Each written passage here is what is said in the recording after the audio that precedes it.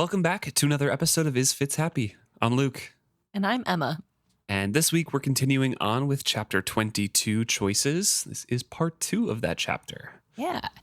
And when we left off, we were with Prince Dutiful, Lord Golden, and Tom Badgerlock around the fire, learning about the relationship between Dutiful and his cat and this mysterious woman he's in love with. Yes.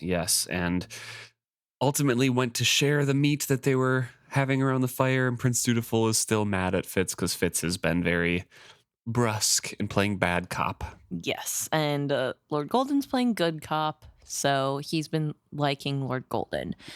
Part of this whole thing, we were discussing how Fitz is sort of avoiding talking about his knowledge of Old Blood. Yeah. And that's been kind of frustrating for you. Frustrating for me, and this whole conversation between the three of them. And it really backfired on him in the last episode, because when he finally did speak up and say, hey, that's not normal, the prince took it as a personal attack instead of learning from it. But Fitz does have a lot of worry for Dutiful despite the way he's been treating him, and we see that culminating now with Fitz sort of tending to the fire and eating food and just sort of thinking about all the trouble the prince could have been getting himself into. And Lord Golden is finishing up his food as well and looks over at Fitz with the fool's eyes. That gaze held such a mixture of sympathy and rebuke that I did not know how to react to it. We both looked over at the lad. He appeared to be asleep. I'll check on the horses, I offered. I want to check on Malta myself, he replied. We both rose. My back clenched for a moment as I got up and then eased. I was no longer accustomed to this type of life. I'll watch him, the wolf volunteered wearily. With a sigh, he got up where he lay and walked stiffly over to the blankets, saddles, and sleeping prince. Unerringly, he chose the blanket I had put out for myself. He scuffed it up to suit himself and then lay down on it. He blinked his eyes at me and then transferred his gaze to the boy. They go over to the horses here. Malta went to the fool eagerly, rubbing her head against his shoulder. And my black, without apparently ever noticing me, still managed to sidle away whenever I tried to approach her. The prince's horse was neutral, neither welcoming nor shy about my touching her. And after Fitz pets her for a bit, my black suddenly is there like, hey, give me attention too. Yeah, which is really funny, and I think is a really fun peek at my black's personality shining through. I've met dogs like that. So. Yeah, she does care about Fitz for sure. Or, well, she's starting to, I think, and she obviously trusts him in a lot of ways. Mm-hmm. So, yeah, cute to see her open up a little. The fool spoke quietly, to Malta rather than to me. It must be hard for you, meeting him for the first time like this. I wasn't going to reply. There seemed nothing to say. Then I surprised myself by saying, he isn't really mine that way. He's Verity's heir, and Ketrican's son. My body was there, but not me. Verity wore my body. And Fitz goes on to say that he had tried to kind of steer his mind away from that memory, because he goes over what he was thinking in that third book, basically when Verity asked, like, what would you give, like, how would you help me? Fitz is like, I'd give my whole life. And he thought he was going to go into the dragon. Yes. Right? He thought he was going to be consumed fully. And instead, Verity takes over his body to spend one last night with his wife to conceive an heir. Yeah, it's a little sad thinking back on it, because in a way it feels like Verity knowingly took I don't know how to phrase this well. I mean, we framed it before as like it is a form of rape that Fitz went through, and yet he doesn't view it like that. Right. Well, because he has so much love for Verity, and also Ketrican, not in like a platonic way, in a platonic way, but not in like a romantic sort of love, but like a familial, like you care about them love. Like he has that type of love towards both those people. And so I don't think he wants to assign blame to his king that he trusts and loves so much, like his uncle.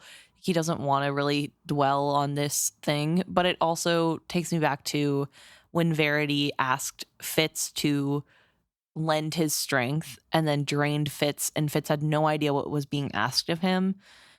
And it just feels like Verity is willing to use the people around him. Well, Fitz is the one who offered that for the strength. No, for sure. But and Verity thought Fitz understood because he used like the specific phrasing. Right. And it just kind of happened to be what Fitz said at the time. But that should have keyed him in. You're correct that Fitz doesn't always know what he's offering. No, and also that Fitz is really willing to help his uncle in any way without knowing the risk he's putting himself to. I just feels like, in my mind, and again, I don't want to bash Verity too much, but I feel like Verity is willing to use people to get to the end goal that he thinks is important, which a lot of people do, right? And he is a military guy. He would be thinking of end goal, like there are Save sacrifices. The six duchies. Yeah, save the six duchies. There are sacrifices that have to be made by everyone. It's the greater good. Like, I'm not saying it was done out of a malicious place, but it was done to his nephew who trusted him. Yeah. And that's not really fair for Fitz, that now Fitz has to deal with that. And it's so complicated. He avoids it. Yeah, and he does. He avoids it so much, and it's uncomfortable for Fitz to think on it, and uncomfortable for Fitz that Fool is the only other person that really knows that this happened, because as far as he's aware, Kettricken did not realize what was going on. Yeah, Fitz says here, not even Kettricken was completely aware of what had happened. Only the Fool shared my knowledge. So it leaves wiggle room there, but at this point in the story, we can assume that Kettricken does not know. I think Kettricken tells Fitz in the final trilogy that she figured it out during this trilogy, because it was when he came back that she realized how much more that Dutiful looked like Fitz than he did Verity, I think, is something that she comments on, because he is like, I can't believe you knew. So I don't know. But the Fool here is kind of voicing that concern that Lord Golden and the Fool saw in those interactions with Dutiful. And he kind of brings it up and says, he looks so like you at that age, it makes my heart ache. I knew there was nothing to say to that. He makes me want to hold him tight and keep him safe. Protect him from all the terrible things that were done to you in the name of the Farseer reign. The Fool paused. I lie, he admitted. I would protect him from all the terrible things that were done to you because I used you as my catalyst. The night was too black, and our enemies were too near for me to want to hear any more of that. You should sleep near him, near the fire. The wolf will stay there too. Keep your sword handy. And you? He said after a moment. Was he disappointed that I had turned the conversation so firmly? I tossed my head toward the row of trees along the stream bed. I'm going to climb one of those and keep watch. You should get a few hours of sleep. If they try to fall on us, they'll have to cross the whole meadow. I'll see them against the firelight in time to take action. What action? I shrugged. If there's a few, we fight. If there's many, we run. Complex strategy. Jade taught you well. Rest while you can. We ride at moonrise. And we parted. I had the nagging sense that something had been left unspoken between us, something important. Well, there would be a better time later.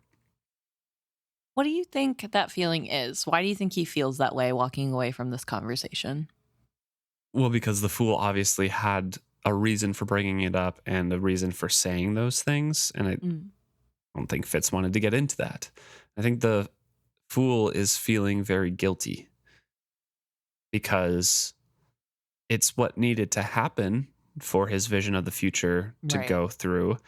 But the Fool being confronted with the innocence of this youth and the Fool not being so attached to the catalyst or like the person in study and using Dutiful as a young Fitz substitute without that attachment can see the innocence and like the pure passion and like this and can think like this is what Fitz was before I used him. Yeah. Well, And now he's can't even connect to a horse as he has that conversation later. Yeah. And the whole like he's broken because of me. He never moved on from that cabin. yeah. I mean, there's also the fact that I'm sure looking at the child with adult eyes, I know that Beloved is like 20 some odd years older than Fitz. At least maybe 17. More. Yeah, he's older than Fitz for sure. But we also know that his maturity was young or something. He maybe explained that his growth was slower, and I think we've decided that he implied in this book when they first met up that he is embarrassed at his like adolescent feelings from the previous trilogy. Yeah.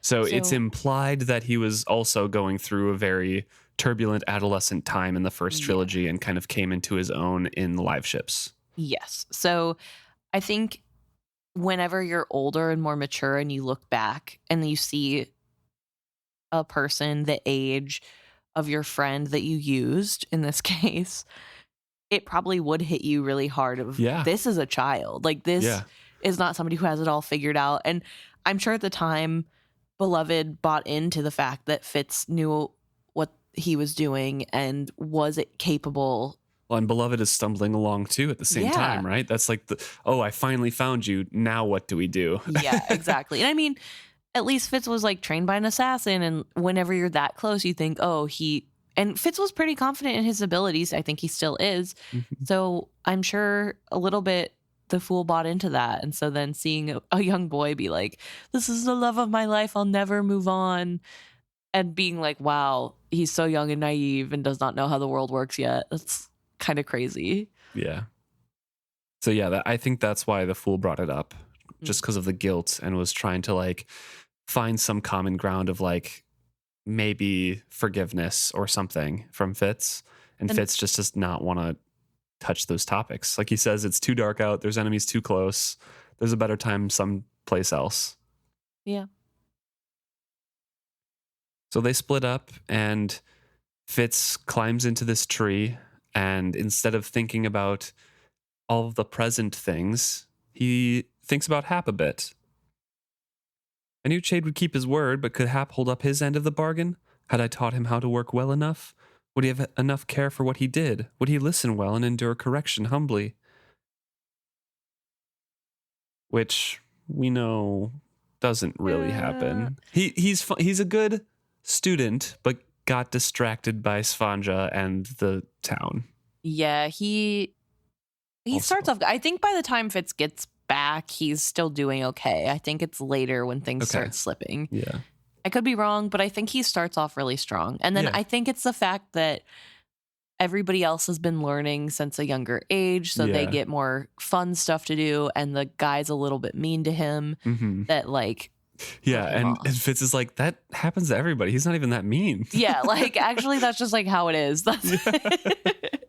So I think he hasn't been worn down yet when Fitz gets back. A friendly branch stub nudged against the small of my back and prevented me from getting too comfortable. And then, come down. I had dozed. It was like, literally like immediately. 4 words later. So Nighteyes wakes him up, and Fitz asks, something's wrong? Come down, be silent. I came down, but not as quietly as I had hoped. I hung by my hands and then dropped, only to discover there was a hollow beneath the tree and the fall was greater than I had expected. The jar clacked my teeth together and jolted my spine against the base of my skull. I'm too old to do this sort of thing anymore. No, you only wish you were. Come. Relatable, to be honest. Yeah.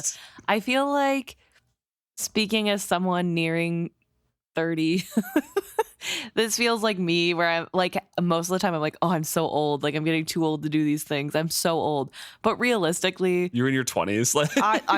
I'm hanging on by my fingernails. But like, I have my youth yet, and I got my youth for a while. But I feel like as you age, it does slowly creep in. Like, ooh, I'm not as spry as I used to be. I'm not as energetic anymore, and it's hard. It's hard whenever you start becoming a real adult and things get harder for you that were once so easy.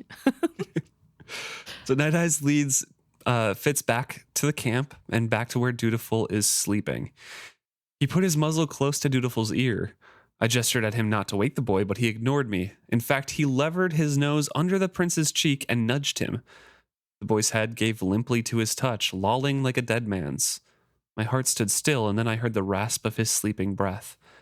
The wolf nudged him again. He still didn't wake. The fool is up and looking, and there's a wide-eyed stare. They're all confused at this. And Nighteyes looks up at Fitz and says, he was questing for them, questing and reaching, and then suddenly he was just gone. I can't feel him. Nighteyes was anxious. He's gone far and deep. This is not the wit.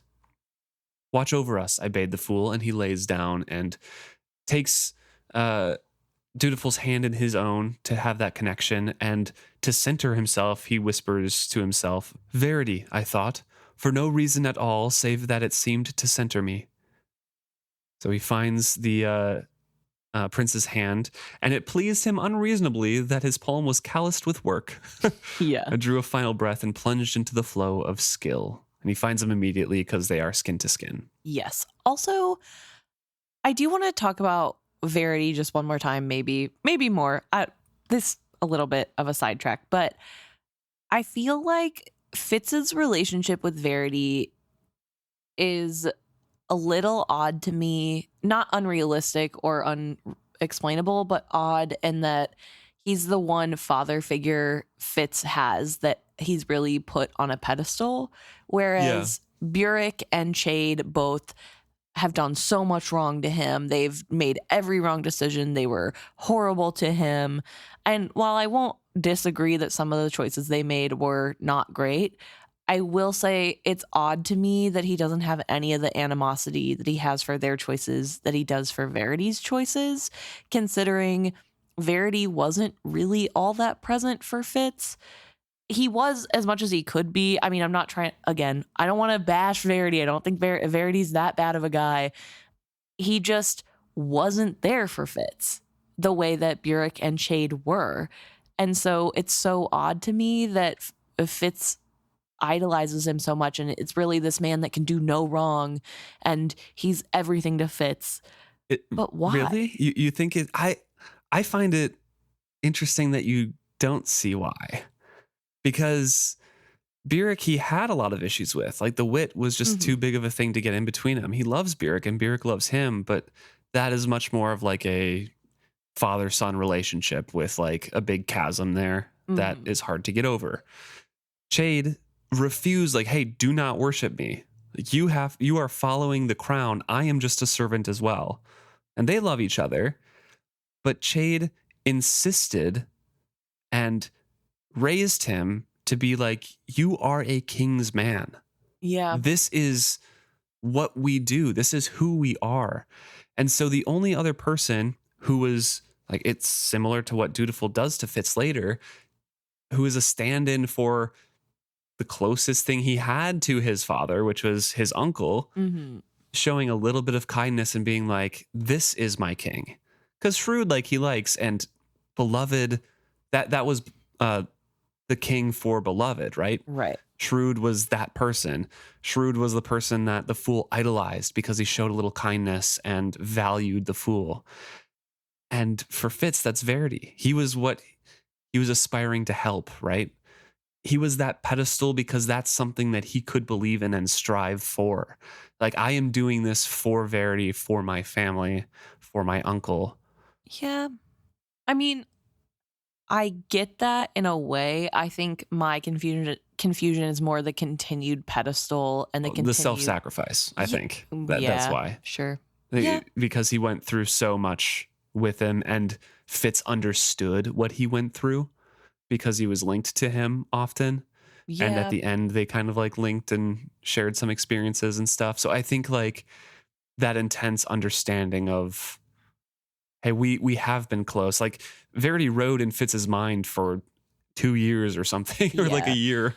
Well, so like they had a pretty big skill link. So I think there was an understanding and a closeness that developed that isn't quite explainable by just social interactions. That's fair. I think the part I'm struggling with is like, it's not like Verity didn't do anything to Fitz that was negative, if that makes sense. Like, I guess not as directly as Burek maybe, or as directly as Chade, but there were still a lot of choices that Verity made for Fitz that weren't great, and a lot of like empty promises that would never have been possible for him to grant. And just like, I don't know, I just feel like there's so much letting down that Verity did that is similar, on par with Burek and Chade, that it's odd to me that doesn't matter to Fitz as much as it matters with Burek and Chade. Like, he's not holding on to the negatives. In fact, especially with this,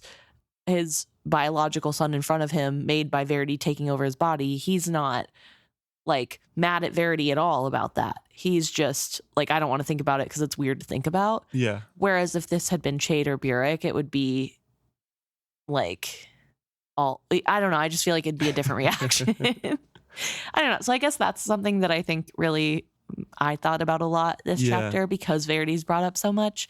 But I also like that he's like centering himself with Verity in mind before going into the skill, because we know that Verity is in the skill river and does often help him center himself literally in the skill. I don't know if we can say before. often. I shouldn't say often, but it does happen again this trilogy. Ooh. Or, well, there's a father figure that, no, it's a mother figure. It's a mother figure. That's like whatever. in the next chapter, I think. So we'll get there. We'll get there. Not super important in this moment, but. So he finds Dutiful and realizes that this way, attaching his consciousness to another person is basically how Galen's coterie spied on King Shrewd. So he feels kind of like iffy about that, but also like this is what he has to do. He needs to do this. Yeah. There had been a shock of recognition, a jolt of kinship when I had first seen the boy. It did not compare to what I experienced now. I knew this boy's wild seeking, his artless and fearless skilling. It was as my own had been, a wild reaching with no knowledge of how I did it or the dangers it posed. He quested with his wit and did not know that he skilled out as well. For a daunting moment, I realized that, like my own skill magic, his was tainted with the wit.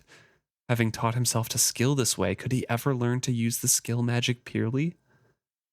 Then that consideration was pushed aside completely. Cloaked within the skill, I witnessed his wit magic, and I was appalled. So this is like, before we go on to this description, that's another bit of Fitz's insecurities and what Galen did to him coming through. Yes. It's like, oh, you can't use the skill purely because you were tainted. You are a bastard son. You aren't worthy of anything, let alone being taught. I'm only doing this because the king told me I had to. So that's him with vestiges left over and remnants left over of Galen's insidious self-doubting thoughts. Yeah. And to be fair, it does make sense to be worried about sort of what are the implications of this young man learning two magics at once and not really understanding either of them and just fumbling through, because now with Fitz, there is no separation of the two. But is that something that just happens to all people who have both, or is no that idea? Yeah. So it's scary because, like you said, for Fitz, because of Galen, that feels like a negative that Dutiful will have to overcome instead of just a aspect of what's going on. And we've even speculated that may be the source of his headaches or something, right? Without learning to like separate them somehow. So it's. Yeah, in Fitz's mind, there's a lot of dangers posed there. Yes. But that's all thrust aside, as he said, because he is appalled at what is actually happening. Prince Dutiful was the cat. He was not merely bonded with the animal, he flowed completely into it, reserving nothing of himself. I knew that the wolf and I had interwoven our consciousness to a deep and dangerous level, but it was superficial compared to the prince's complete surrender to his bond. Worse was the creature's complete acceptance of the boy's subservience. Then, as if I had blinked, I perceived it was not a cat at all. The cat was but a thin layer. It was a woman. I swirled in confusion and nearly lost my grip on the prince. The wit did not go from human to human. That was the province of the skill. Did he skill to this woman then? No, this joining was not the skill. I tried to sort it out and could not. I could not separate the woman from the cat, and Dutiful was submerged in both of them. It did not make sense. The woman was plumbing the boy's mind. No, she was here, pooling into his body like cold, thick water. I felt her flowing through him, exploring the shape of his flesh around her. It was still foreign to her. There was a strange eroticism to that chilling internal touch. Their joining in the cat was not yet complete enough, but soon, she promised him, soon he would know her completely. They were coming for him, she assured him, and she knew where he was. I witnessed how he poured forth to her everything he knew about Lord Golden and me, the stamina and condition of our horses, the wolf that followed me, and I sensed her fury and revulsion for an old blood who betrayed his own kind. They were coming. I saw with the cat's eyes and recognized the Piebalds we had battled earlier that day. Limping, she led them. The big man came slowly, on foot, leading his massive horse as they forced their way through the dark forest. The two women rode slowly behind him. The scratched man with the injured cat came last of all. They led two riderless horses now, so he had either killed or severely injured one of their party. So I read a lot, and I'm going to keep probably reading some of the next stuff too here, but at least Fitz is getting some knowledge of what's coming. Yeah. Yeah. So Fitz has this moment where he's talking about the way Dutiful is opening himself up. Yeah. And I want to talk about that for a second because I don't quite grasp the difference between what Dutiful is doing and what Nighteyes is doing, besides the fact that there are three parties involved and one of them is switching places with Dutiful. Other than that, I don't see the difference of whenever Fitz left the dungeon by going into Nighteyes. It's very close to that, which is why Fitz is appalled at it, because that was like a last-ditch effort to save his life rather than like a willing, hey, let me just like go into you. Yeah. So do you think that he's saying that the difference is so big because with him it was a last resort, and with he's not comparing himself to what he Dutiful said is that doing, though. Compared to what Dutiful is doing, what he and Nighteyes did is superficial. But he's talking about how deeply their consciousness is twined now, and how Black Rolf was like, hey, you guys have too close of a bond. And yeah, that resulted definitely from them sharing a body. But I think with their rehab that they went through and being able to go to Black Rolf afterwards and set up proper boundaries, now seeing this unfiltered, raw, like, hey, I'm going to give everything over to you is like, oh my God, Dutiful, stop. Like, you have to be human in some part of your brain. Okay. I think it's just like a comparison, like we were talking before, of just an adult looking back at a kid. Yeah. And well, I guess I just don't understand how you're taking that from it, because Fitz is saying that what he did wasn't as bad. Like, he's specifically saying the way I did it with Nighteyes is not nearly the same thing. Like, they're two very different things. Ours is a superficial version of what they're doing right now. I knew that the wolf and I had interwoven our consciousness to a deep and dangerous level, but it was superficial compared to the prince's complete surrender to his bond. So it's not specifically referencing that moment in the dungeons, but like I mentioned before, their intertwined consciousness definitely stems partially from that, right? Mm-hmm. I think we both agree to that. But they were also eventually two distinct beings, right? Nighteyes eventually is like, hey, yeah, you like get out of my body. Well, yeah, but like for a moment in time, like a month or something, I don't know, a few weeks, they were one being and they were completely interwoven. And so I guess I think didn't we determine a timeline and it was only like a few days or something like that?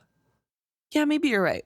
Because I feel like I remember that, but it's super hard to track during those chapters. Because a wolf has no concept of time. Yeah. Yeah. But yeah, I think it's more of like Fitz was not wanting to go back to his body because he was injured and hurt and dying and stuff. It wasn't a I want to not exist anymore. And that's, I think, what I'm reading from this like Dutiful's thoughts here. And he's not specifically thinking that, but he's being taught that that's how it's supposed to work. That like, because the words of complete surrender to his bond and then the creature's complete acceptance of that subservience. Mm, It's like you are subsuming all of your human aspects and becoming the cat. And that's what the prince is told is his wit training, right? right. To drop all barriers. So I think that's kind of like the appalling part. He's losing his humanity. It's not Okay. just you are a human bonded and you're mingling with your wit animal and then eventually you go back. You are becoming the animal. Okay. Okay. That's how I'm reading it, at least. But you're kind of confused or a little bit like this is slightly hypocritical. Yeah, I guess I just don't. We're told it's different, and I respect that it must be, but I don't. Yeah. Like, I get it. I believe in it because that's what's written. That's the text. But also, I myself am very confused on the differences and how, like, Fitz is determining the difference because from what I'm seeing, it's not. I mean, the main difference is Dutiful isn't dying to me. You know what I mean? Like, Yeah. I don't know. And I guess in my mind, the way I view Fitz, that's his excuse, sort of, is that like It definitely could be like kind of Yeah. him avoiding his thoughts at that time in the dungeon because he Yeah. doesn't want to think about Right, that which- ever. understandable. And I'm Yeah. not saying that like Which is the adult looking back at the child in my yeah. And I think that's the thing too, though, is that I don't understand the concept of like looking at a child being like, oh my gosh, this is awful, because he's not accepting that what he did was just as bad. He's not realizing, oh, what I did really was bad. I see what Black Rolf meant. He's saying Black Rolf doesn't know anything because he hasn't even seen this. So, like, you know what I mean? So that's where I'm getting confused. It's not like, oh my gosh, I can't believe I did this too. It's, how could you do something this bad? Even I didn't go this far, when it kind of seems like you did. In fact, I would argue Fitz went further because Fitz lived as Nighteyes for a little bit. Yeah. And I don't know. I don't know. I don't understand. So it's fine. We'll just move on. I just wanted to. I think you've explained as best you can, and I understand what you're saying. Right. Yeah. So Peladine is talking to Dutiful, trying to reassure him, saying like, yeah, we sent out a bird. Other people are coming to help. We're taking no chances. We're going to get you back for sure. When they're close, we're all going to close in and take you back. Yes. Also, just sorry, I have to pause. Are the implications of this that when the cat, spoiler alert, dies, Dutiful will still hear the cat, but also Peladine in his consciousness? Because, you know, when Nighteyes passes, Fitz will hear Nighteyes talking. I don't think so. Okay. I don't think they've been bonded long enough. But they're literally sharing consciousness and bodies. Yeah. I just think that Nighteyes and Fitz are kind of a special case with that. Okay. And since they shared their body, they were intertwined and lived for another 15 years after that, almost as close as they were when they were intertwined. So I think like that kind of made an impression. And I that's guess what Nighteyes was saying. Like, I'm way too human. You're way too wolf. There's consequences to this. Yeah. You know what's going to happen. And I don't think the cat just doesn't live long enough for them to make that impression on each other. Okay. Sure. That's my thought, at least. I guess the only other thing I could say could go towards there being the difference with Nighteyes and Fitz is that Fitz has entered Nighteyes' body through the skill. True. Yeah. And he also healed him. And that's also what he does with Beloved, which makes him able to create B with Molly later. Yeah. With Beloved's essence. Mm-hmm. So maybe it is that skill link that's making it different. Whereas we know something about what Dutiful is doing is done with the skill, but it seems as though the entering is fully wit. Yeah. I don't know. Anyway. Anyways, yeah, Peladine is still talking to Dutiful, and Dutiful asks, "Will you kill Lord Golden and his servant?" "Yes. I wish you wouldn't kill Lord Golden. It is necessary. I regret it, but it must be, for Lord Golden has come too far into our territory. He has seen the faces of our folk and ridden our paths. He has to die. Can you not let him go? He is sympathetic to our cause, shown our strength. He might simply go back to the Queen and say he had never found... Where is your loyalty? How can you trust him so quickly? Have you forgotten how many of your own folk have been killed by the Farseer rain? Or do you wish to see me and all our people die?" This question was like the snap of a whip, and it pained me to feel Dutiful cower before it. "My heart is with you, my love, with you," he assured her. "Good, that's good. Then trust only me, and let me do what I must do. There is no need for you to dwell on it. You do not need to feel responsible for what people bring down upon themselves. It is none of your doing. You tried to leave quietly. They are the ones who pursued you and attacked us. Put it from your mind." Then she wrapped him in love, in a surging wave of warm affection that overpowered any thought of his own that he might have. But she seemed to only be at the edges of that flow. It was cat love, the fierce claws and teeth love of a feline. The emotion drenched me, and despite my wariness, I nearly succumbed to it myself. I felt the prince accept that she would do what she must do. She only did it so that they could be together. Was any price too high to pay for that? "She's dead." The wolf's thought was like a voice in the room of a sleeping man. For a moment, I incorporated it into my dreams. Then the sense of it struck me like a punch to the belly. Of course. She's dead. She rides the cat. And in that foolish moment of sharing with the wolf, she was aware of me. So that's how she kind of keeps him strung along and convincing him of the truth of her love is using the cat Yes. against its own wishes, probably. Yeah. I mean, like we mentioned before, the cat does love Dutiful, would gladly be bonded to it. They are bonded, but she can completely overpower the cat. Like Fitz says, the cat is kind of a thin surface layer and she's lurking beneath it. It's just kind of a surface that she uses and can use the emotions of whenever she wants. Yeah. Well, it goes back to that power balance, right? Yeah. Yeah. Or power imbalance, I guess, where this cat had to have been so young Oh my when it gosh, so first young. bonded to Yeah. Peladine, and now then Peladine died for the sole purpose of her dying. for literally that, and then given to the prince still as a young cat. So Yes. it obviously was not old enough to make the decision to bond the way Old Blood says. Both parties have to be old and mature enough to understand what they're agreeing to. Yeah. And I think you can see just the levels of how dangerous it can be. And you see that also with Peladine and how she's treating Dutiful and how she's sort of convincing him to let go of his morals and the way he was raised and to not care about anything. Who cares about the consequences of your actions? It's not your fault Right. that they chase after you when you left. That's absolving him of yeah. any guilt. So, and that guilt, could lead to a change of heart or Exactly. trying to rectify situations. Instead, no, you don't have any guilt for this. No, of course not. It's their issues. And noticeably, whenever he sort of has something to say of like, hey, maybe we could have Lord Golden as an ally. He might be ally. He might help us. It's an immediate attack to her. Like she takes it as a personal attack. Oh, you don't trust me or your own people. Yeah. The Farseer Reign would never be our allies. Right. They killed all of us. Do you want to see me dead? Yeah. And it's so manipulative. Yeah. It's so gross. Yeah. And I think it's also kind of interesting how Nighteyes is here too.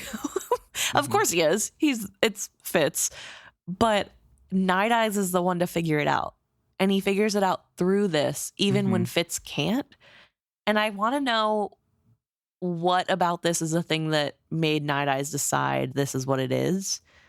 I think it's all of the little things like He doesn't smell like a woman. Hmm. You can't be bonded to two humans can't be bonded to one animal. Yeah. Probably experienced Fitz's vision of the battle and the weird doubling of vision or whatever, and is Yeah. like, oh, this is what it is. Yeah. You know, it all kind of like clicks because he's focused on that particular magic side, and Fitz is focused on Dutiful. the skill and wit and riding with Dutiful. Yeah. That's fair. I think I've been a little bit harsh on Fitz, just like, why is Fitz not understanding like what's going on? And in my own defense, he should have figured it out, because this is not the first instance of this that he's heard of or even seen in person. Right. But I will give him grace in that. I mean, that was like a decade ago for him. Okay. It was so memorable that he just retold it to Beloved and True. remembered all of it because it felt so wrong. She has to put the foreshadowing in the book. True. Well, anyway, I think in his defense, there is so much happening right now. And Fitz is kind of fighting for not only his own life, but the life of his wit partner, his best friend, and his biological son. And he's running like on barely any sleep. Yeah. So I'll give him some grace. I get it. The stakes are high. He does not want Dutiful to be in danger, and that's the main thing. But yes, it is found out by Nighteyes, and Fitz, without thinking, responds to Nighteyes, which tips off Peladine. Yeah, and she's so astonished. She's like, what is going on here? It scares her because she cannot figure out how someone else is there. She had never experienced anything like this. It was outside her magic completely, and in the rawness of her astonishment, she betrayed much of herself. And so Fitz wrenches free of the contact, just like, can't let her know any more about what's going on. And more than someone just watching her, Fitz doesn't want her to know specifically what they can do. Yes. And he doesn't want to know her to know who it was. Yeah. Because with the shock of this and everything that's happening, she might not know that this is Tom Badgerlock watching in. Right. And so if he stays longer, he could be found out. There's a way that she could maybe bridge the gap. And like, there's a man with a wolf companion who is witted, who has another weird magic I've never heard of. Yeah. Who does that sound like? Yeah. So he doesn't want any connection to this at all. Yeah, he's escaping. And it pains him to do so because as he's escaping, she sort of metaphorically digs her claws in harder to Dutiful. Yeah. And he says that it reminded me of a great cat seizing a mouse in her jaws and paralyzing it with a bite. I got the same sense of both possession and devouring. For one clear moment, I hoped the prince perceived her as clearly as I did. He was a toy for her, a possession and a tool. She felt no love for him. But the cat does, Nighteyes pointed out to me. And with that twisting disparity, I came back to myself. And so I think that's part of this sadness, right? Is that not only is Dutiful getting taken advantage of, but so is the cat. And the cat does love Dutiful. Yeah. And who knows if Dutiful can see through the horribleness of this woman, that she does not love him. He's a tool to her. And there's no way of knowing if he'll see that because he's in so deep. Mm-hmm. And when when Fitz comes back from this skill sharing, he is struck immediately by a skill headache. This is one of the worst he's had in a while. There are colors exploding in front of his eyes in the darkness. Fitz says he was literally blinded, isolated in a black night, riven by lightning bolts of blazing white across my vision. Yeah, so he tries to knuckle his eyes to like make that glare go away, and then it like bursts into colors. Yeah, and I will say this does go towards my theory that it's the connection with his son, the like fear of that connection that like amplifies the pain of his injury, but I don't know. Yeah. But it is a really bad time for him, and eventually he feels a cold cloth being put on his neck and knows that Beloved is there trying to take care of him. Yeah. And he says, "They're coming, the Piebalds we fought today and others. They know where we are from the prince. He's like a beacon fire. We can't hide, and there are too many of us to fight and survive. Running is our only chance. We can't wait for moonrise. Nighteyes will lead us." The fool spoke very softly as if he guessed at my pain. "Shall I wake the prince?" "Don't bother trying. He's far and deep, and I don't think she'll let him come back to his body right now. We'll have to take him as a dead weight. Saddle the horses, will you?" "I will." "Fitz, can you ride as you are?" Fitz opens up his eyes and forces a smile. "I'll have to ride, just as my wolf will have to run, and you may have to fight. Not what any of us would choose, but there it is. Nighteyes, go now. Choose a path for us and get as far ahead of us as you can. I don't know from which direction the other attackers are coming. Spy ahead for us." "You think to send me out of harm's way?" The thought was almost reproachful. "I would if I could, my brother, but the truth is that I may be sending you directly into danger. Scout for us. Go now." Gives himself a shake, and then sets out, not at a lope, but at a trot. Almost immediately, he became invisible. "Go carefully, my heart," I wished after him, but softly, softly, lest he know how much I feared for him. We're getting into sad territory as a warning. Yes, yes. But this is not the chapter. No, I'm not going to do that to you guys. We will announce that at the top of the chapter. That's probably 2 chapters from now, would be my guess. Yeah, so don't worry. Nighteyes is fine. For now. Well, for now. For now, he's fine. And it's just really sad as we go forward.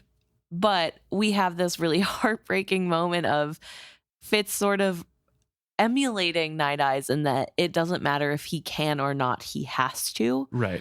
And then also sending Nighteyes into danger again, knowing that his wolf is injured and old and tired, and he has to send him anyway. And Nighteyes does take this as, "You're trying to send me away." And Fitz has to say, "No, not this time. This time, I need you." Yeah. And honestly, I might start crying already.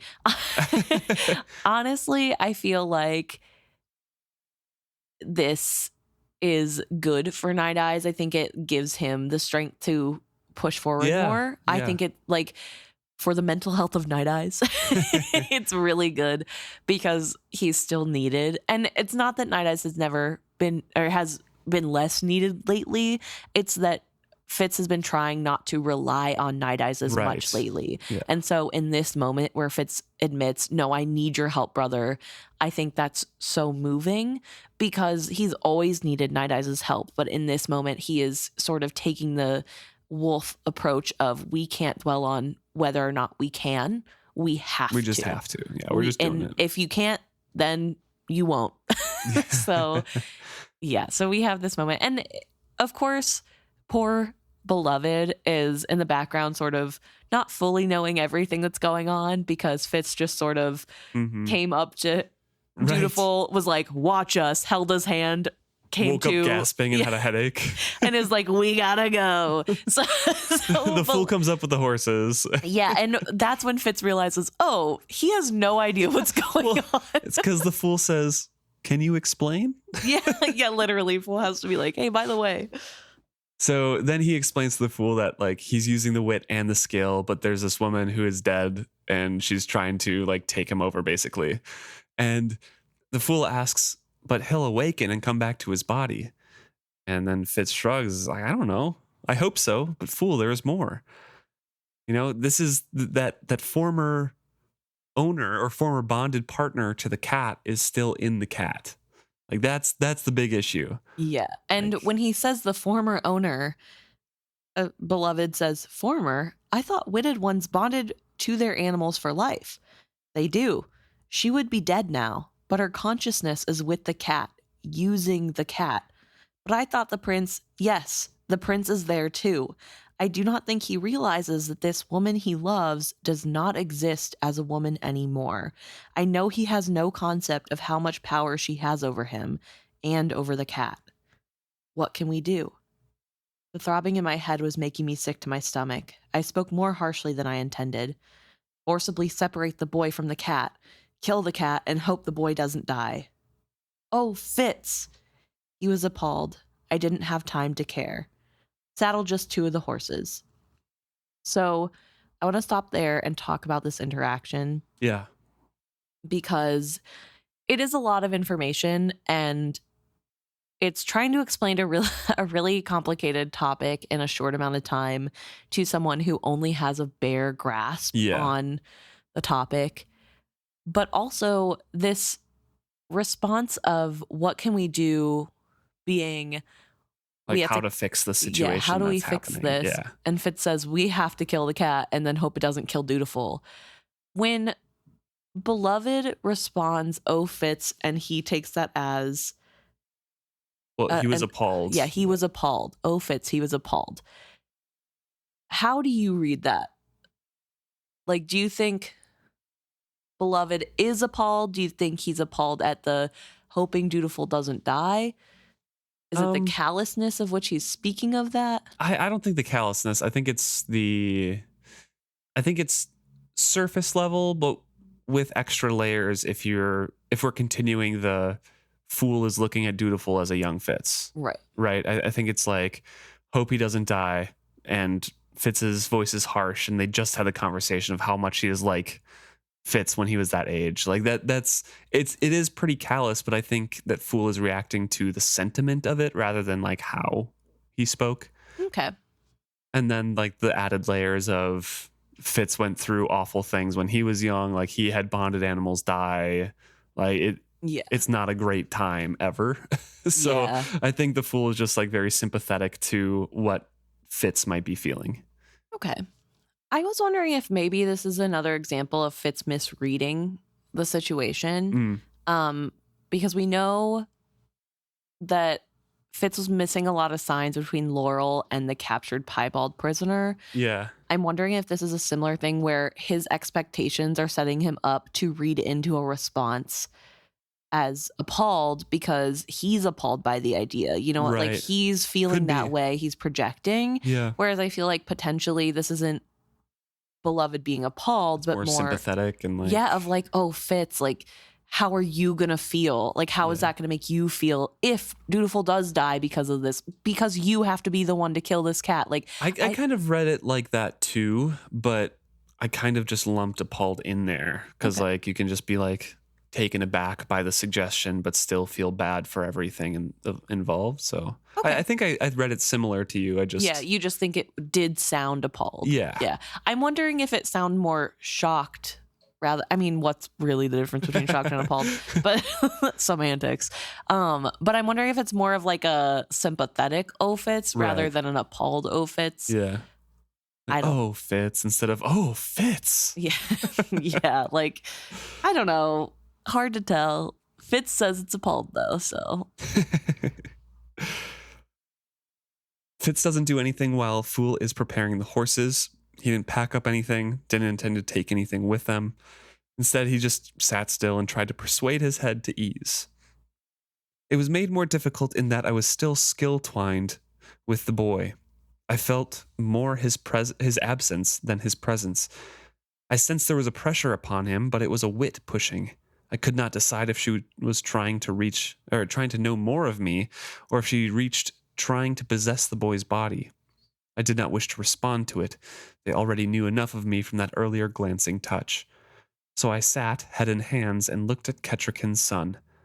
As Verity had taught me so long ago, I carefully set my skill walls. This time I set them to include the boy at my feet.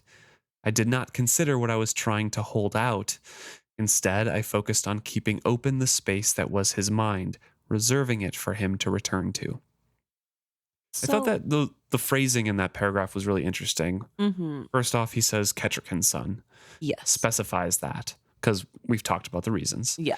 And then setting skill walls to include other people is interesting as well. Yeah, the way it's written to me reads like he is setting Dutiful's boundaries for him. Yeah, almost. I read that too.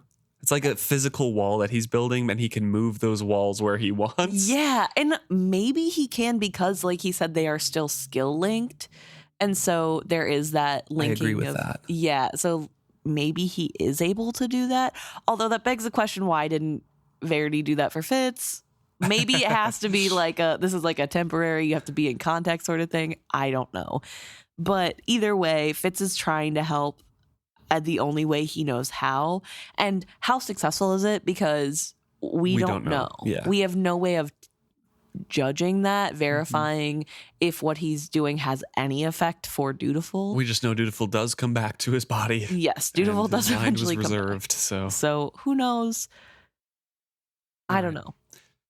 Eventually the fool readies up and Fitz gets a clue to which direction they have to go to from Nighteyes.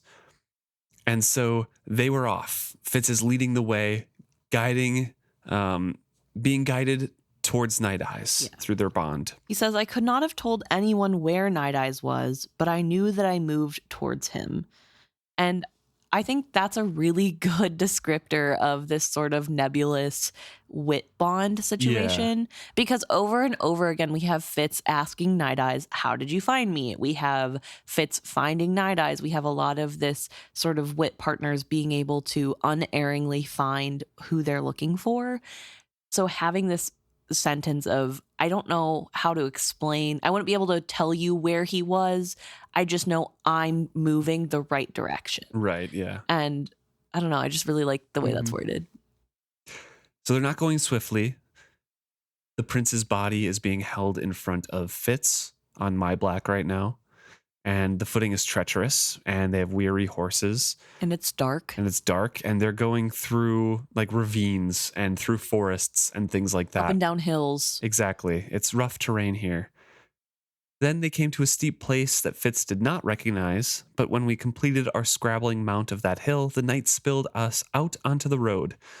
The wolf's route had cut through the rough country and put us back on the same road we had traveled that morning. I pulled in my black and let her breathe. And Fitz from Nighteyes gets the all is clear, come swiftly, and says to the fool, now we ride. I leaned forward, spoke a word to my black as my knees urged her on. When she was sluggish to respond, I suggested with my predator's wit, pursuit is just behind us, they come swiftly. Her ears flicked back once. I think she was a bit skeptical, but she gathered herself. As Malta threatened to pass us, I felt her powerful muscles bunch, and then she stretched under me, and we galloped.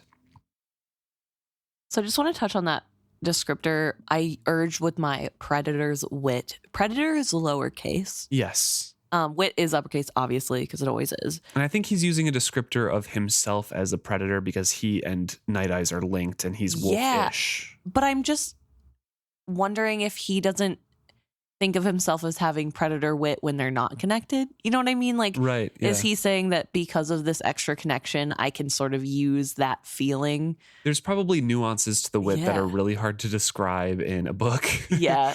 With human language. I know. So yeah, I think it is something like that where there's probably, like tones. There's calming, there's aggressive, there's, hey, there's something stalking us kind of tone. My favorite tone. Exactly. So I think that's kind of what's implied there. Okay. I just thought it was really interesting wording because I don't think we've ever had a descriptor to what kind of wit it was. Yeah. I mean, we've definitely heard Fitz call himself a predator. He was affected by the predator charms with Jenna.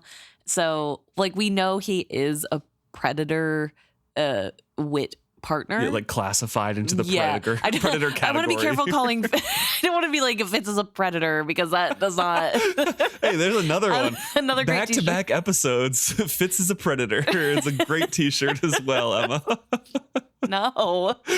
In the way that he is like a wolf, not the horrible way.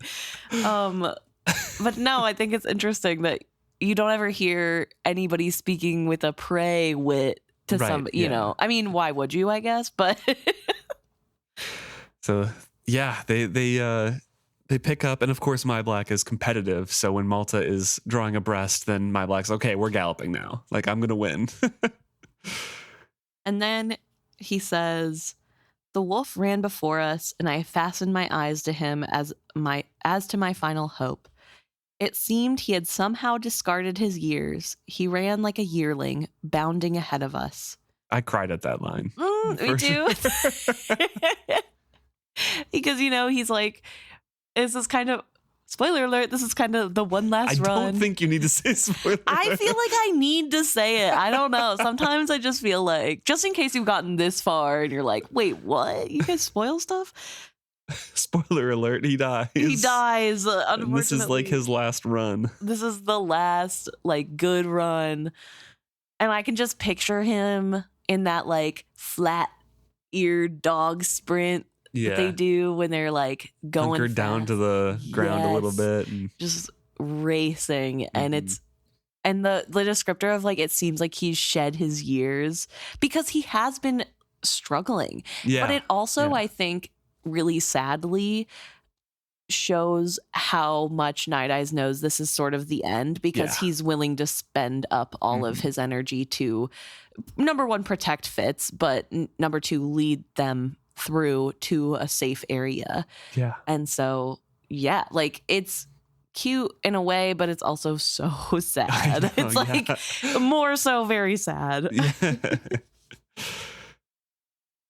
We pressed on, varying our pace as the morning grew stronger, trying to ration our mount's endurance. The last 2 days had been hard on both horses. To run them to dropping would not help our situation.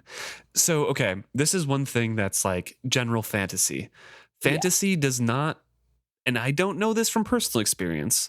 I know this from anecdotal experience and like reading things online.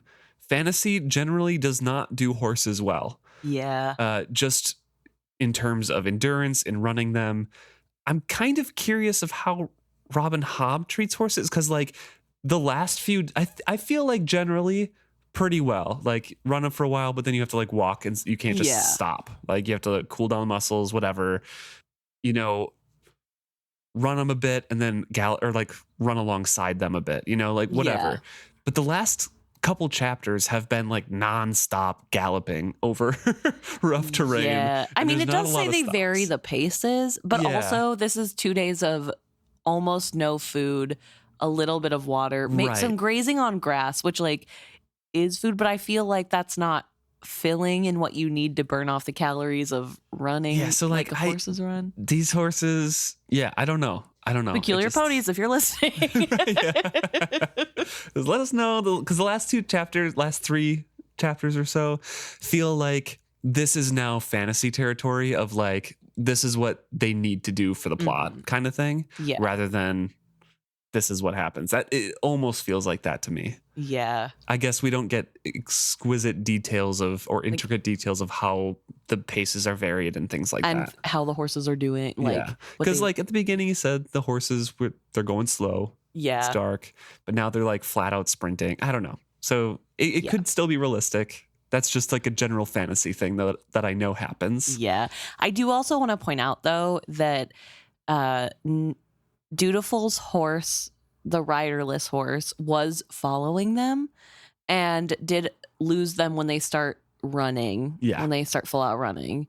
So they lose that horse, but the horse that is presumably better fed and well kept is not even able to keep up with these two horses. Well, Malta is super swift and My Black is the perfect horse. Yes. Yeah. So they are keeping going on, and the fool says, when will it be safe to stop? During a period when we slowed to let the horses breathe. When we reach Buckkeep Castle, perhaps. I did not add that the prince would not be safe until I had turned back and killed the cat. We had only his body in our keeping. The Piebalds still had his soul. At mid-morning, we passed the tree where their archer had ambushed us. It made me realize how much I was trusting the wolf to choose our path. He had decided this way was safe, and I was following him unquestioningly. Are we not pack? Of course you must follow your leader. The tease in his thought could not quite mask his weariness. He's always got a joke. We were all tired, men, wolf, and horses. A sustained trot was the best I could wring from My Black now. Dutiful was a lolling weight in my arms as we jolted along. The fool still sat his horse well, but made no attempt at conversation of any kind. He had offered once to take the prince on Malta with him, but I had declined. It was not that I thought he or his horse lacked the strength. I could not define exactly why I felt I must keep possession of Dutiful's body, but I worried that he had been so long insensible. Somewhere I knew his mind worked, that he saw with a cat's eyes, felt with a cat's body. Sooner or later, he would realize ... and then the prince stirs. But why do you think Fitz felt like he had to keep control and contact with the prince's body?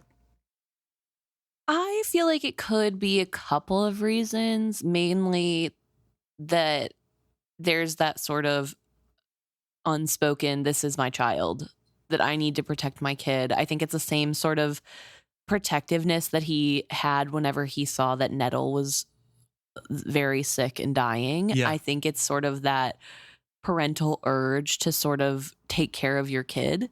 And Dutiful is in so much danger in this moment, and he's so worried for Dutiful that he just needs to be physically holding him to be assured that he still has him. And maybe also it's sort of to be able to keep track of what's happening through the skill link, because as long as they're touching, that skill link is easy and accessible. Yeah. And he could still have it with Dutiful next to him, but they're not touching anymore. And also how tired Fitz is, maybe he wouldn't be able to sustain it. So I kind of feel like that's another plausible reason why he's like, I need to make sure that I'm keeping track of this kid. I think you'll like this. I don't fully believe the reason I'm about to say. Okay. I am more in line with what you just said. Okay. However, I think you'll like this reasoning that I'm going to present. Sure. Maybe it's fate who is urging him because they know he has to go through the pillar and escape. I do really like that idea. That's really juicy and good. That's tinfoil hat worthy. It is, yes. So. I do like that like overwhelming sense of I gotta keep hold of it. Yeah, because we have to stay together. Yeah. And like keep him safe kind of thing. I like it a lot. So the prince stirs, he's twitching kind of, and Fitz says it uncomfortably reminds him of his own seizures, and eventually he takes gasping and hoarse breaths in. Hearing him swallow in a dry and cracked voice, he says to Fitz, or just out loud, "Where are we?" Useless to lie. Above us on the hill, Laurel's mysterious standing stones cast their shadows. He would surely recognize them. I didn't bother to answer him at all. Lord Golden rode closer to us. "My prince, are you well? You have been long unconscious." "I am well." "Where are you taking me?" "They come." In a breath, our situation had changed. I saw the wolf fleeing back toward us. On the road behind him, horsemen had suddenly appeared. I made them 5 at a quick count. 2 hounds, wit beasts both, ran alongside them. I swiveled in my saddle. 2 rises back, other riders were cresting a hill. I saw one lift an arm, waving a triumphant greeting to the other group of riders. "They've caught us," he calmly told the fool. The fool looked ill. Fitz says up the hill, we'll have one of those barrows at our back. And so they have to flee up the hill as the prince is trying to command him, "Let me go." And Fitz, of course, is not going to do that. He's ignoring him, but also because the prince has been out of his body for so long. He's so weak. He's very weak in this moment, which love the consistency, because we know that when Fitz did this, he also had weakness. And not just the like sharing of body with wit partner, but also with the skill. Yeah. Whenever he would skill out in the morning, he was like a little groggy and out of it. And so it's interesting to see that again here, but with somebody else. And so even though he's struggling, he doesn't have enough strength to really do much more than struggle. As we came abreast of the barrow and the adjacent standing stone, I reined in my black. My dismount was not graceful, but I pulled the prince down with me. My black stepped wearily away from us and then turned to give me a look of rebuke. In an instant, the fool was beside us. I sidestepped Dutiful's swing at me, caught his wrist, and stepped behind him with it. I caught his other shoulder and held him firmly, one arm twisted high behind his back. I was no rougher than I had to be, but he did not give in easily. "Breaking your arm or dislocating your shoulder wouldn't kill you," I pointed out to him harshly, "but it would keep you from being a nuisance for a time." So he subsides his struggling, grunting with pain, and Nighteyes is streaking up the hill towards them. Fool then asks, now what? Mm-hmm. Now we make a stand. So now he's kind of stated that intent out loud, and the prince is like, okay, well, you're gonna die here. Just let me go. Like, you'll be fine. I'll convince them. Yes. So the prince points out, yeah, you'll die here. I still held him quite firmly. That seems very likely, I conceded. You'll die and I'll go with them. His voice was strained with pain. So why be stupid? Release me now. I'll go to them. You can run. I promise I'll ask them to let you go. My eyes met Fool's over the boy's head. I knew what my answer to that would be, but then I knew what I'd be sending the prince to face. It might buy us an opportunity to come after him again, but I doubted it. The woman Cat would see to it that they hunted us down and killed us. Death standing and waiting, or death after flight. I didn't want to choose how my friend would die. I'm too tired to flee. I'm dying here.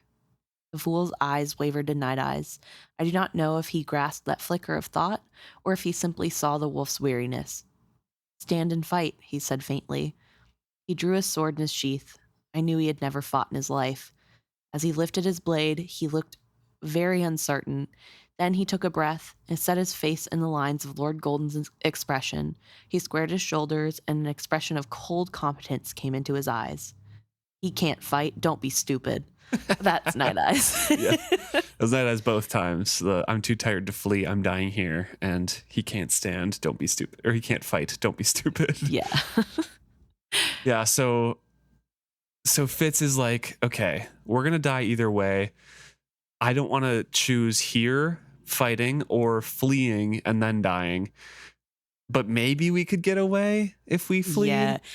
He doesn't want to take the option away from Beloved. From the Fool or Nighteyes, really. Yeah. So obviously he's like giving them space to answer. But also Nighteyes chimes in like, I'm not running. Yeah, and he's like, I'm done. I just ran. Are you kidding me? I shed my years and now they caught back up with me. Yeah. Like I'm good.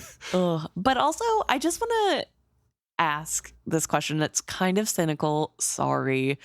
But why is the prince now trying to be like, oh, beg them to save you, when we know that whenever he asked if they would be killed earlier, the cat said yes, and he was like, well, I wish you didn't have to. I think he's just still holding out hope, right? Or trying to make it easier. But will he act okay, let's say Fitz is like, oh yeah, okay, you can go. Is he actually holding that promise, or is he just saying stuff to get free? No, I think he would definitely hold to that promise to ask them. Yeah, and try to make them not kill. I think he really, really would. But also, does he really think that's going to change the situation? You know what I mean? Probably not, but at least there wouldn't be like a fight and they wouldn't have to senselessly kill each other. Maybe only two of them would have to die. At least then his friends wouldn't die. Yeah. Yeah. Okay, so everybody's decided they're going to fight, and Nighteyes is like, Fool can't fight. Yeah. So don't fall for his act. Exactly. His look of cold competence, he can't fight. Okay, which also I want to point out is so funny, because Fitz keeps having these moments of like not being able to tell when Beloved is acting or not. Yeah. And then it's like literally in this moment, he's like, wow, maybe he can fight. And Nighteyes is immediately like, dude, like, that's clearly an act. His role like, this is a circus performer. Like, so I find that so incredibly funny. But I also want to ask, do we know for a fact Beloved doesn't know how to fight? We know he doesn't like violence, but has he ever said he doesn't know how to fight? I don't know if he's ever explicitly stated that, but as rereaders, we know he can't fight. Well, yeah, but okay, fair. But I feel like, I don't know why. I thought like at some point he learned a little bit, like self-defense or something. No, I think he's just totally averse to that. That's so valid. Yeah. I get it. But I don't know. Anyway, so Nighteyes is not falling for it. Fitz is sort of like, well, I don't know. Which I wonder if that's a little bit to try to ease his consciousness of I think it's hope maybe. Yeah, oh, I'm not gonna kill my friend. Right. He can maybe put up a little bit of a fight. But Dutiful points out kind of the obvious here, saying like, you can't hold me and fight. The moment you let me go, I'll run. You'll die for nothing. Let me go now. Let me talk to them. Maybe I can bargain for your life. Do not let her have him. Kill him before you let them take him. I felt a great coward, but I shared the thought anywhere. Anyway, I do not know if I can do that. You must. We both know what they intend. If you cannot kill him, then take him into the pillar. The boy can skill, and you were linked with the scentless one once.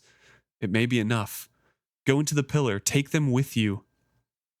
The riders below conferred with one another briefly, then fanned out to flank us as they came. As the woman had promised, they would take no chances. They were grinning and shouting to one another. Like the prince, they believed they had us trapped. It won't work. Don't you remember what it was like? It took all my strength to hold you together in that passage, and we were tightly linked. I might be able to hold the boy together through the journey, or you, but not both of you. I do not know if I could even pull the fool in with me. Our skill link is old and thin. I might lose you all. You don't have to choose. I cannot go with you. I'm too tired, my brother, but I will stay here and hold them back for as long as I can, while you escape. No, I groaned, even as the fool suddenly said, The pillar. You said the boy was skilling. Could not you? No, I cried out. I will not leave Nighteyes to die alone. How could you suggest it? Alone? The fool looked puzzled. A very odd smile twisted his mouth. But he will not be alone. I will be here with him. And he drew himself up, squaring his shoulders. I will die before I allow them to kill him. Ah, that would be so much better. Every hackle on Nighteyes' body was standing as he watched the advancing line of men and horses, but his eyes glinted merriment at me. I can't, it's not funny. It's just we're both crying. Oh. Oh, so let's talk about that. Yeah. Oh, so sad. Oh my gosh. Because these are goodbyes that like they don't get in other situations. Yeah. Sorry, I'm trying not to like sob. Oh. Okay. Take a quick break. Yeah. So, yeah, we have this goodbye that they don't normally get.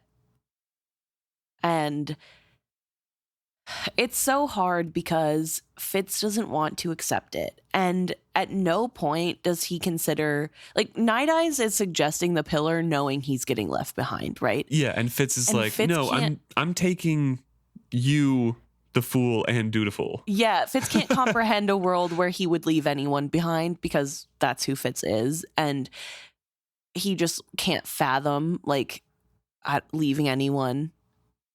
And then Nighteyes saying, I'm not going. Like, Yeah. Hey, I don't care if you want me. I'm not going. I'm not doing it. This is as far as I go. Yeah, this is it. And then the fool coming up with like their connection, the fool coming up with like kind of that same thought. Like the second or third time in this chapter where they kind of have that thought. Echo. Echo. Similar to what happened in Assassin's Quest with Ketrican and Nighteyes. And so the fool points it out, and Fitz is like, no, I'm not going to leave Nighteyes here alone to die, because Fitz, bonded to Nighteyes, knows he's not budging. That's Nighteyes' choice. And he can't force Nighteyes, so he's not going to go. Exactly. If you're dying, I'm dying. So Fitz is like, I'm not leaving then. Not leaving Nighteyes alone. And the fool, part of his pack, says...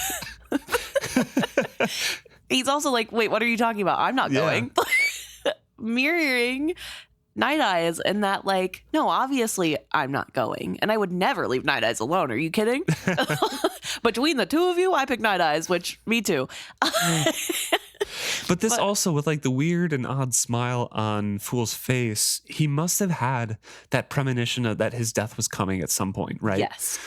And I feel like it surprised the Fool here even now, because he still sees threads up until past this point. Yeah. So it must surprise him that, like, oh, him to accept, like, oh, my death is coming here. Okay. Yeah. I'm wondering too what's going through the Fool's head about.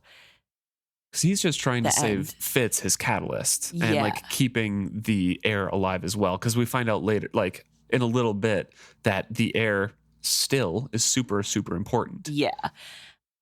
And I think we've talked before that we don't believe that when Beloved comes to the cabin to see Fitz in the beginning of this book, that he has had the death premonition yet. Like, we don't Right. think that he had that.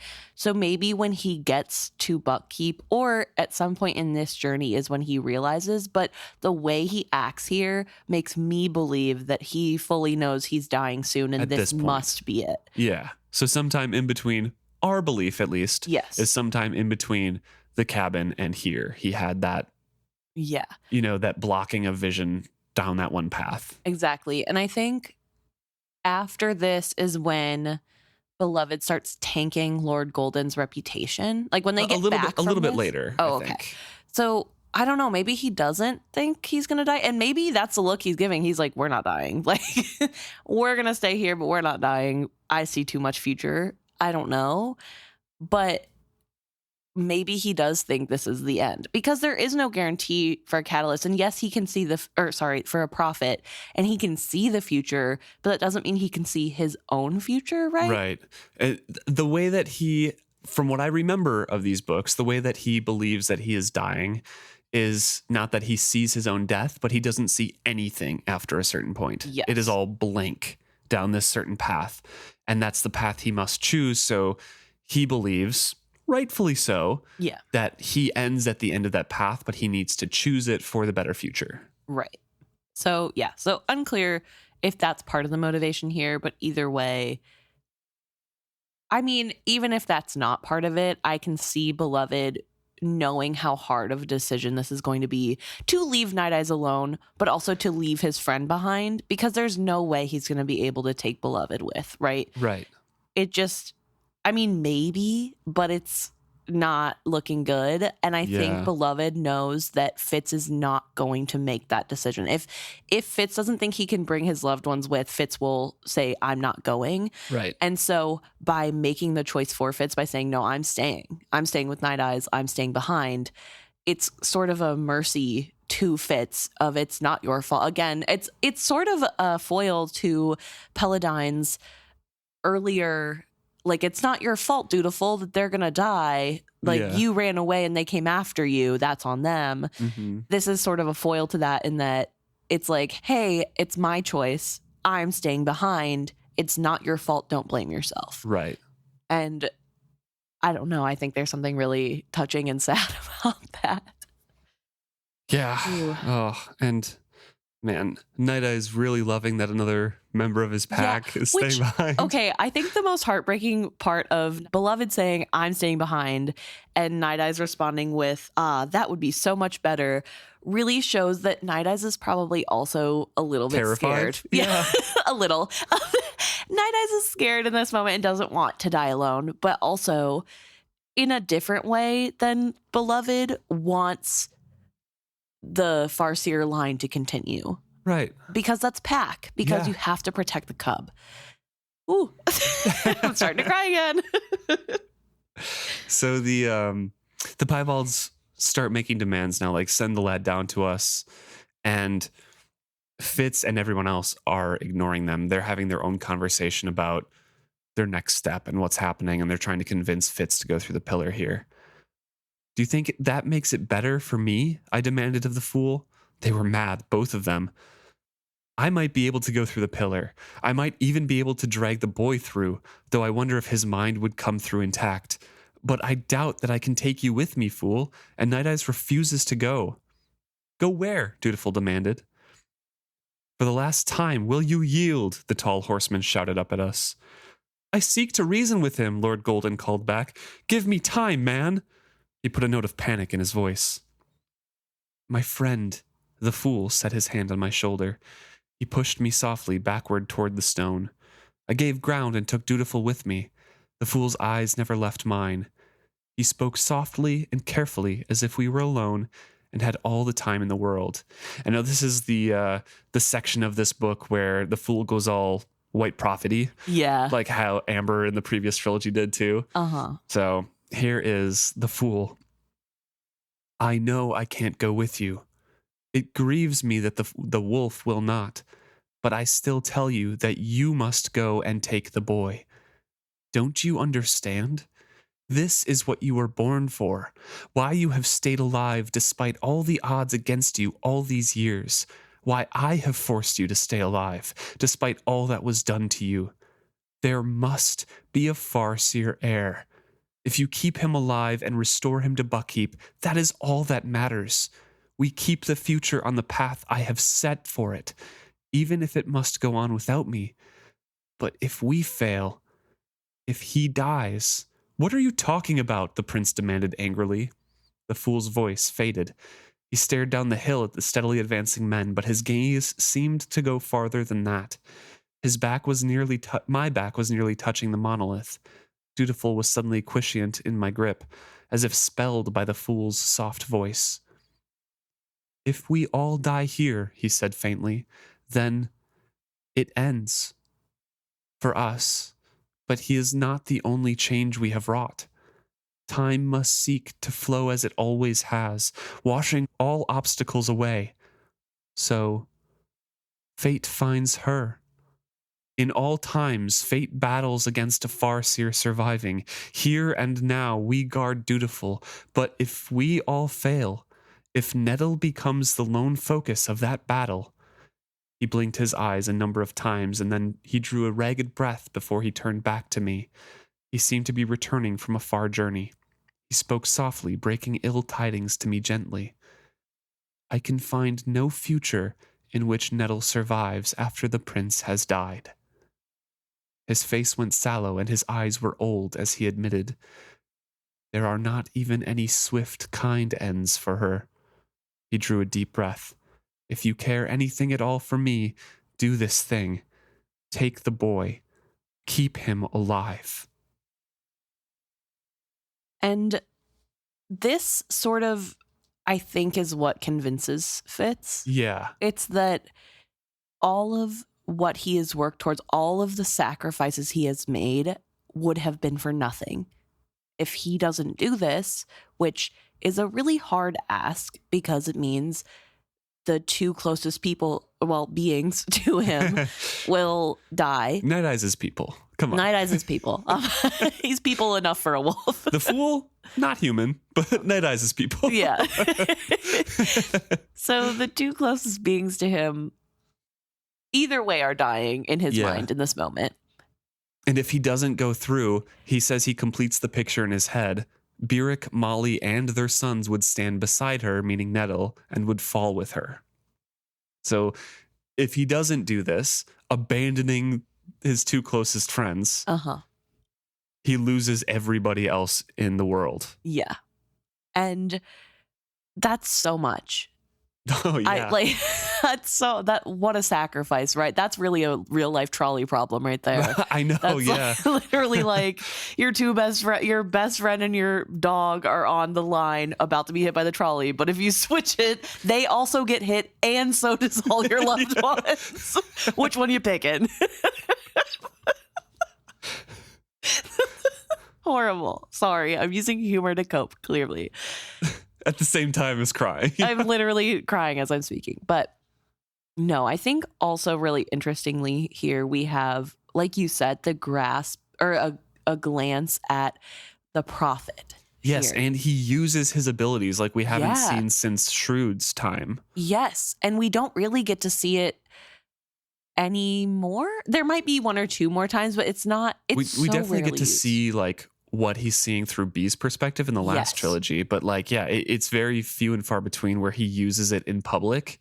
In that moment. Yeah. Like normally it's sort of I feel like a private thing that he does. Definitely. Or some like he ruminates on the dreams that he has to see what they mean. He's not trying to force it. But at this moment, it's obvious he's going through all of the futures after this moment if Dutiful dies and looking for Nettle. Yeah. And how heartbreaking that in what could potentially be his last moments, he is using it to try to help his friend, to look at what his friend cares about. Yes. I mean, also, it's what he cares about because he wants... And he says at the end, if you ever cared for me, do this for me. Yes. But also, it is connected. Like, it is, I need Fitz to know that this doesn't save Nettle. Like, Nettle's in trouble now. Yeah. If you refuse now, Nettle's next. Mm-hmm. And it's not a threat, but like, what a threat. I know, right? Oh. And poor Fitz is like having a panic attack actively as we speak because And the fool is like, please go. Yeah, he's having trouble finding his breath. He's trying to fight against losing his friends, and he doesn't want to go. But he also is realizing he has to go. It's also right here, convincing Fitz to move on is also what kind of reveals Nettle to Dutiful. Yes. Because Fitz has like a little thought here. I could not tell what the boy made of our talk. He was a weight I grasped, firmly immobilizing him as my mind raced furiously. So there's not really like too much thought for Dutiful, but what the fool said was, if the boy dies, there has to be a Farseer on the line, so they're going to come for her. So Yeah. Dutiful's like, wait, huh? There's an extra? there's another? But also, okay, this is crazy. Dutiful doesn't find out who Fitz is until the final trilogy, right? I think he learns this trilogy. I just Okay. don't remember when, but I think it might be like the second book or something. Okay. Because he asks Fitz about Verity. Well, yeah. And they exchanged their father's swords. Like, Dutiful has Chivalry's sword. Okay. And Fitz had Verity's, and they exchange. Okay, for some reason I thought that he doesn't ever tell Verity, and Verity finds out in between this trilogy Dutiful? and sorry, oh my gosh. Verity's child. I thought Dutiful found out whenever Fitz leaves at the end of this trilogy, and then knows by next trilogy with Fitz. I think he kind of figures out off screen, but it's in these books. Okay. Then never mind. I was going to say, how does he not figure it out? But Right, yeah. because he does tell Nettle that he's her dad, right? In this series as well. Okay, yeah. Because Nettle comes in and is really strong with dreaming and like helps him with Tintaglia a couple times. Yeah. Okay. Yeah. Cool. So We get glad more we got dragon that. stuff in this Woo. trilogy, which is nice. Ooh. Well, anyway. Yeah, Fitz is there like, I don't know what to do. And so Nighteyes gets a turn of trying to convince him to leave them behind. Just like kind of condensing everything together. Yes. He says, if you stay, we all still die.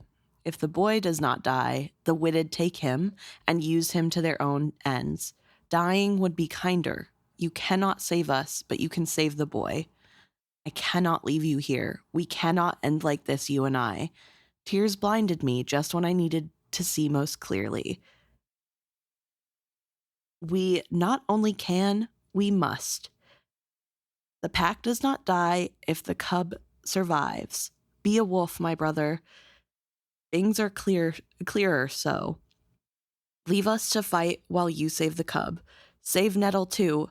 Live well for both of us, and someday tell Nettle of me. Sorry, that was really hard to read. That breaks me because Nighteyes wants to be known by both cubs too.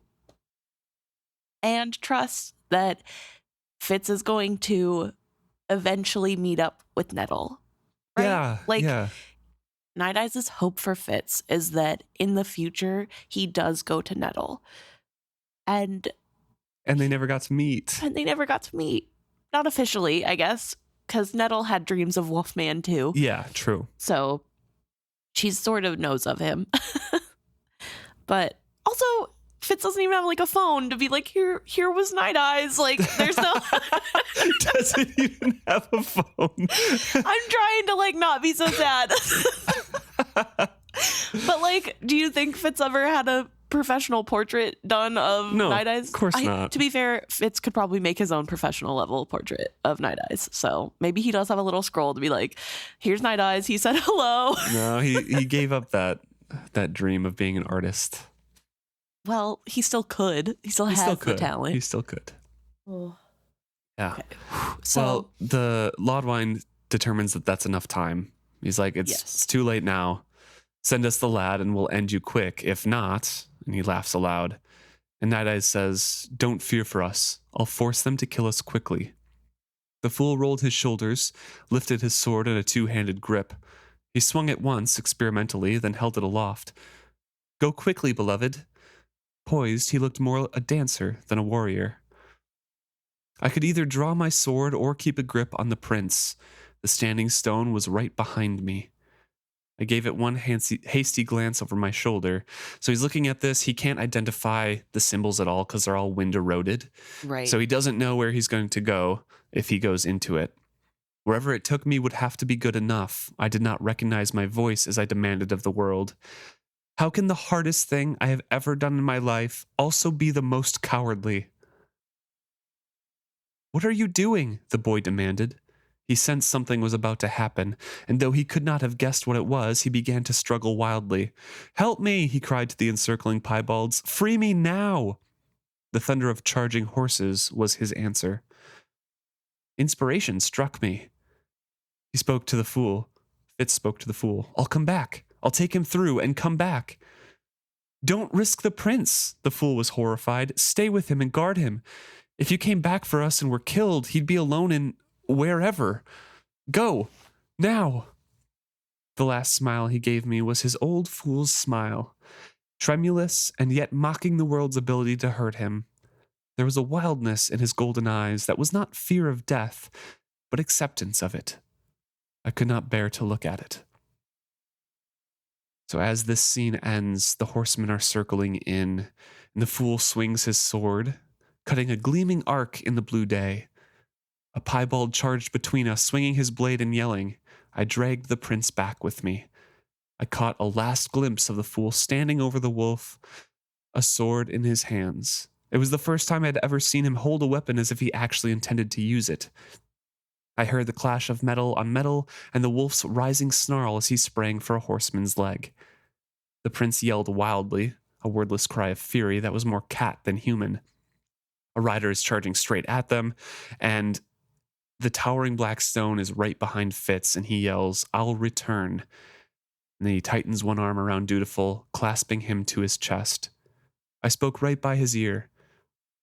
Hold tight to who you are. It was the only warning I could give him. Then I twisted and pressed my hand against the stone's graven symbol. And they go to Other Island and the beach. Yeah. Oh my gosh. Yeah, guys, it was a struggle the last 20 minutes of this podcast. This last 3 pages of the book. Oh. Yeah, I was crying hard when I read this. I literally sobbed for 20 minutes after finishing this chapter. It's not even. I was cooking dinner with my headphones on and I turned around. Oh, yeah. Yeah. And I was just I was standing because, okay, fun fact about me, when I have big emotions, I gotta get that energy out. I gotta walk, which unfortunate for a podcast because I can't do that. So you're welcome that I'm sacrificing my coping mechanism. Oh, no, so tough. I can only imagine what Luke saw when he turned around from cooking and I'm just pacing and sobbing. Well, I knew she was reading the chapter, so I went over. Yes. Oh, yeah. It's yeah, that's a hard one to get through. Not that it's particularly it ends up sad or anything. Yeah. But just all of the emotions culminating in it. And the whole journey getting there is so heart-wrenching. I think there's also the added we know it's Nighteyes' last time. Yeah, I think he gets to talk with Nighteyes one more time. He does, yeah. They're injured and captured in the cave. Yeah, I was going to say there's a cave scene coming up, but that's the scene. Yeah, where Nighteyes wants to go hunting. I feel it was sad first time reading because you thought that was the end, but it's sad as a rereader knowing it isn't. There's the extra layer of desperation, and I think it's I could be misremembering, and we'll get there in 2 chapters, but I'm pretty sure the fight lasts 2 seconds, and the fool is disarmed and the wolf stops struggling because the prince is gone. Literally, they're okay, bye. Well, they wanted to put on a show for Fitz, obviously. Right. They're not gonna. They're oh yeah, we'll fight really hard. And as soon as he's gone, they're oh no, I'm not doing this. They do injure Nighteyes quite badly during it. Yes, for sure. But yeah, I think the fool is, I think they're taken care of very quickly. Yeah. And I mean, to be honest, their goal is to get the prince, and the prince just disappeared into thin air. So Right. why would they kill these random Or people? They might know something. Or this. Into Blackstone, I guess. Yeah. Okay. But why would they kill this person and dog that they could talk to when, sorry, not a dog, that was rude, a wolf that they could talk to when the person they're after has just disappeared? They're going to keep them alive. Right. So there's that. But, ooh, everybody was so ready. They're so ready to sacrifice it all, which is kind of devastating in a way. Yeah. Man, don't you just love these books? So good. I recommend them to everybody. Yeah. Well, thank you so much for tuning in. Do you have any final thoughts on the chapter? I don't. I think I said everything I needed to say. I feel like this chapter is really good at getting people to see the connection, not just between Fitz and Nighteyes or Fitz and Beloved, but the three of them. Yeah. I think this is a really important one. I think for like that reason and the parallels in this chapter specifically between Fitz and Beric from the first books, like this might be my favorite chapter in the series. It's a strong contender, at least. Yeah, it's makes me feel a lot of feelings for sure. Yeah. But I don't know. I really appreciate the depth we get in the relationship in this moment that has built up. It doesn't come out of nowhere. We're not surprised by it, but I think it does just ultimately intertwine these three so much more in a way that really solidifies all the growth that has happened to this point. And I think it also, because I think sort of up until this point, it's sort of been three separate beings that are sort of tied to each other a little bit. And here they're a unit. Yeah. They're a team. Nighteyes and Beloved are able to work together to save Fitz in a way that they needed to, but they're clearly so bonded to be able to do that. Nighteyes isn't talking to Beloved, but Beloved is somehow like sort of almost hearing an echo of that because he's also echoing the sentiment. He's knowing what Nighteyes is still connected to Fitz, you know. So I think that's also a really interesting aspect that's done so well here. And as sad and terrible as it is to try to read out loud, it is really touching. And I think just really goes to show how good of a writer Robin Hobb is. Yeah. That none of these people are real. Nobody is real. This is a fictional book, and I'm sobbing because a fictional wolf is like, leave me, brother. Like, what? Obviously, there is so much depth to this, and I think it really speaks to how much she can capture us with her writing to get us to feel like that, to get us to be angry at the characters, but also be so sad whenever things like this happen. So thanks, Robin Hobb. You owe me a box of tissues, but thank you everybody for tuning in this week. Yeah. If you have thoughts on the chapter or the series as a whole, please let us know. You can email us and find us at isfitzhappy@gmail.com, or you can message us directly on any of our social medias, comment on any of our posts there. You can find us at isfitzhappy at Facebook, Instagram, YouTube, Threads, Blue Sky, and Reddit. Did I say Facebook? Yeah, I did. Pretty sure. First one. So, yeah, thank you very much. Can't wait to hear from you. We look forward to it. See you next week.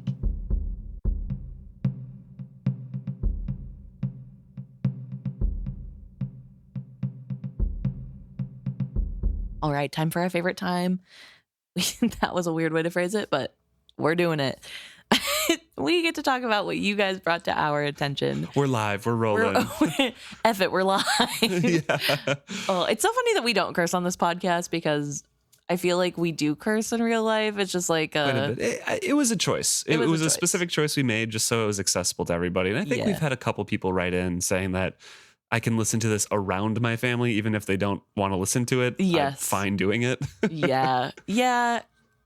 It's fine. We don't care. I kind of wish it was like a PG-13 movie where we could drop like one F-bomb somewhere for emphasis. Yeah. Like, okay, whenever I get heated about Kenneth or Kyle or Regal. Yeah. Yeah, sometimes I want to call them bad names, and I don't. So So you're welcome, you're everyone. welcome, everyone, for being spared. No, so anyway, now we're going to talk about what you guys have to say. And we're starting with a message from Melissa. But before we dive in, I do want to give a quick shout out and a huge thanks to Zoe and Felix. Thank you so much for supporting us on Ko-fi. We really appreciate it. Happy holidays and happy Thanksgiving to everyone out there who has supported. And of course, always thank you, Anna and Neva, as well, for your continued support. Yeah, Melissa sent in an email about the burial mounds and the standing stones. This is from episode 270. Yes. For Melissa, they reminded them immediately of the barrows from Lord of the Rings, which is a very good call out because it's been a while since I've read the Lord of the Rings, but it is very reminiscent. It is not in the movies, so if you've only watched the movies, you won't quite get it. But in the Fellowship of the Ring, the first book, the hobbits leave Hobbiton and they get to some barrows, which are burial grounds, and there's like ghosts in there and things, and that's where they find their magic swords, and Tom Bombadil saves them later on. So it's not in the movies, but it is very reminiscent in imagery. And Melissa thinks that it might be like a callback. And it's very interesting because Robin Hobb pulls in from so many different cultures and backgrounds and different folklore and tales to kind of construct all of these. And that may be where her influence came from for that. Yeah. And Melissa also talks about how that pulling in from all those different folklore and tales and ideas, and then sometimes not picking them up past just mentioning them, really makes the world feel fuller because there are those little hints of other cultures, other folklore, other things happening in the world that doesn't affect our character. Also, noticeably, there are a lot of folklore tales about there being, like in real life, not in Realm of the Elderlings, Right. about there being special places where people are taken into this liminal space and brought back, either aged a million years or they're brought back 100 years later and they haven't aged a day, or this sort of idea of people disappearing and reappearing in a changed, altered way is pretty common in a lot of folklore. And so it's really interesting to have a version of that in the books as well. Yeah, definitely. And Melissa says that little detour is one of the only comfortable stops in this chapter about that folklore section. They hate reading torture, obviously. And this chapter is so hard because we can see how tortured and confused Fitz is with all of his stress. Of course, he isn't able to see any reason or an easier way through. He is trapped in the mindset that the only option is to be a blunt tool for destruction. I forgot that Laurel is actually kin to the boy as well. It makes everything so much harder. And then Melissa ends it saying, don't remember exactly what chapter is the Nighteyes chapter, so going to be surprised and struggle through it with you guys. We will all have to be brave together. Yes, we will. No, just so everybody knows, we're going to let you know. We will be saying it ahead of the chapter. I will probably post it in the social media posts when the episode comes out. It won't be a surprise. But what Melissa says before that is something that we mentioned last episode during this section, actually, is that Fitz got so one-track minded. He got so fixated on one thing, and he wasn't always like that, but yeah, he was only bent on being a tool for destruction, and it was a very stressful chapter for sure. Yeah, it definitely is a hard read for a lot of obvious reasons. So glad that everybody is on the same page with that. Thank you, Melissa. Yes, thank you. We also got an email from listener Dan, and Dan wrote in to talk about how episode 270 as well. And this is about disagreeing with some of our takes. Well, I mean, Dan says that they agreed with most of them. Yes. And liked how we covered a lot of it, but they have another angle that they want to add and a layer that we didn't discuss. It didn't come up. And they actually like this chapter. Yeah, right. So Dan says, to me, Fitz sees a version of his own victim self in Deerkin. When Fitz notices weakness signs in Deerkin, he's young, scared, etc., that brings out Fitz's anger on that weak victim part of himself. The moment he shares a look with the fool feels like it points directly to that. For me, it culminates when Fitz says, I pushed that Fitz chivalry farseer away. I don't think he means his dirty assassin self. I think he's talking about putting off from his mind Deerkin, whom at this point he fully identifies his tortured self with. So that is a very, very interesting take on that. And I can definitely see that reading because we talked Yeah. about him pushing Fitz chivalry farseer away as like, yes, he's physically pushing Deerkin, but he's pushing away the need to torture him, the need to Yes. do that. Yeah. No, I definitely like the idea of the projection, and the more Deerkin acts like Fitz did in the dungeon, the more that's resonating with him and sort of triggering that traumatic experience. Yeah. I like that reading a lot, and I do think that there is merit to it. I think it really goes back to the idea that Fitz isn't able to really fully process that trauma also because of the whole like partial forging thing. Yeah. And Dan continues on saying that there's also like a psychology idea of repetition compulsion, which I looked up. I needed the definition of this. It is the unconscious tendency of a person to repeat a traumatic event or its circumstances. This may take the form of symbolically or literally reenacting the event or putting oneself in situations where the event is likely to occur again. Now, this is something that was, I think, initially concepted by Freud and then like expanded upon by later stuff. So like I have not taken any psychology, so I don't know if that is a modern idea that is still accepted Right. or if it was just kind of accepted at the time that this was written. Mm-hmm. But Dan believes that it's kind of very obviously echoed in this chapter where that plays what we were just talking about, where Fitz kind of sees himself in Deerkin, kind of very obviously echoes those thoughts. And then also with that feeling that he must do it because it comes from being pulled back into that pattern. Right. He simply must torture himself, in quotes, which is even more heartbreaking. Yeah, that it's a very intense reading of that for sure. Yeah. And I would say that that's sort of given to us in the text from the epigraph of that chapter, Yeah.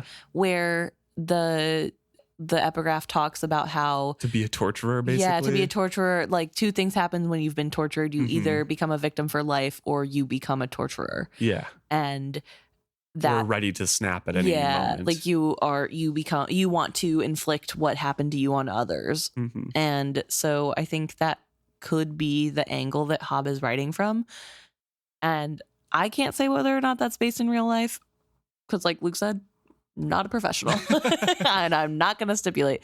But it has its own Wikipedia article. It does. But also in this fictional world, I guess we could stipulate that maybe this is a thing. Well, that, like, according to the epigraph we had for this chapter, as well as the White Prophets, you know, the cycle, and that's kind of like the belief, and that's almost how this whole world is written in, right? Yeah. It's kind of like a cycle cycles there. are cyclical. And I think also with this point of it's Deerkin acting in scared, being young, really sets off Fitz is interesting, especially when we see in the chapter that we just talked about, where Dutiful gets scared by Fitz or is whiny.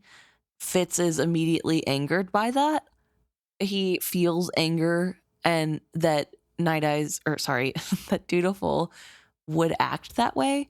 And it kind of seemed a little weird, but if you think about how that makes him think of himself as a victim, I think it does put a little bit more into perspective why his temper is kind of so crazy and all over the place, especially knowing that Dutiful looks like a young version of Fitz. Right, yeah. So that probably does not help. But Fitz doesn't lose it on Dutiful, so I don't know. Maybe it was just the situation they're in and the more of the feeling of anxiety of needing the answer and needing to be safe. And here there's no strangers around. And so no matter what happens, he knows Beloved isn't going to leave him or Right. change his mind. Yeah. So maybe that also helps to not make him feel like he needs to attack. I don't know, but I think it's a really interesting argument and something to look into as Yeah. well. Awesome. Thank you so much, Dan. Yeah. Thank you for writing in. We also had a message to us from Reddit. OK Hat wrote in talking about kind of descriptive scenes and aphantasia and being able to picture things and combat scenes and that general descriptive nature that Robin Hobb does that's not, play by play or super in depth, but very evocative. Yeah. They specifically talked about the scene where the piebald member or Fitz comes across a piebald member who has been murdered. The scene that we've talked about before that we agreed was very, very well done. Yeah, and how it was so vivid to us. And this person has written in to talk about how to them that scene didn't really give a picture because they also have the aphantasia, but not exactly. I mean, it's more they focus on the what it evokes. Other images connected. So it's not that it wasn't effective as a tool. It just, to them, it's not a picture the way we're talking about it. It's more the feelings connected with the things being talked about. Yeah, like the noose and the ashes and the fat evoking despair and, that dread juxtaposed against the celebrating villagers and just kind of painting an awful scene that way. Yeah. So there's that interesting aspect of the aphantasia and how that affects this particular reader, but also how that may be different to someone like me who can picture. But then also went on to talk about how those feelings really dove into depth of the different societies that there are. And it really is more evocative to them about how scared witted people must be. Yeah. So OK Hat really talks about how, to the celebrating villagers, they caught someone evil. They caught someone who was doing bad magic and they're celebrating and they're working up their anger to chase other people who escaped. And to the Piebalds who got away, the person who died is a hero. Yeah. So those two different sides are so at odds with each other. They both kind of are, I don't know. It's such an interesting way to dive into the scene and linger there. Yeah.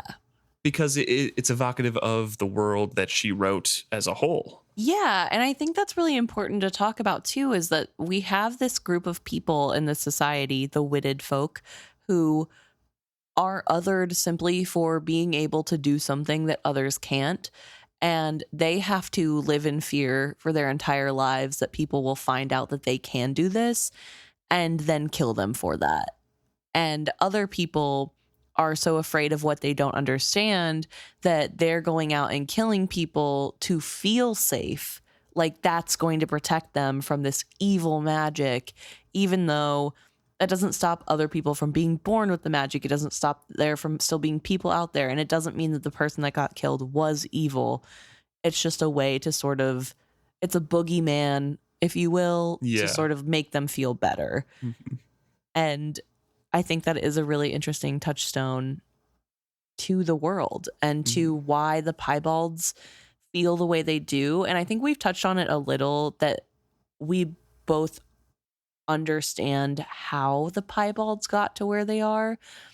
And part of what they're fighting for makes sense and we agree with. It's just that they've swung to the opposite side of the pendulum and now they're becoming the aggressors. And so it's this...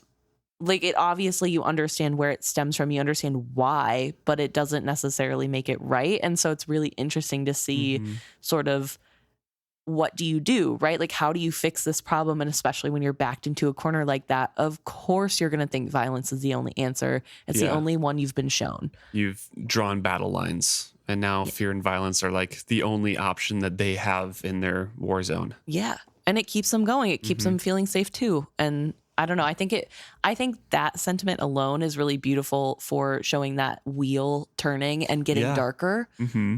because it is that building of the pain and suffering of people, of fear and terribleness and war and violence, Mm-hmm. and just every turn of that wheel getting worse.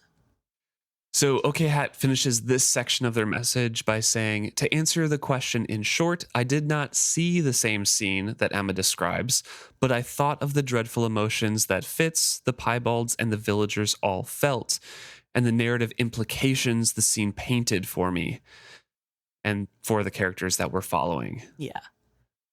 Very, very interesting. And then Yeah. OK Hat goes on to say and talk about action scenes, which is something we brought up.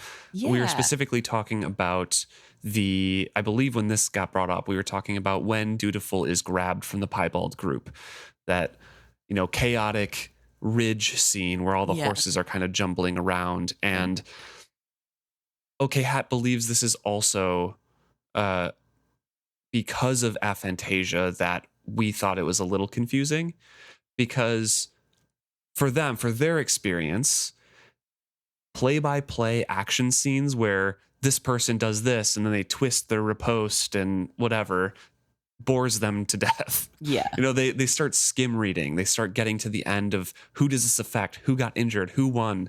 Like, what are the emotional impacts of that? So the play by play does nothing. It doesn't set the scene. It doesn't convey any emotions at Right. all.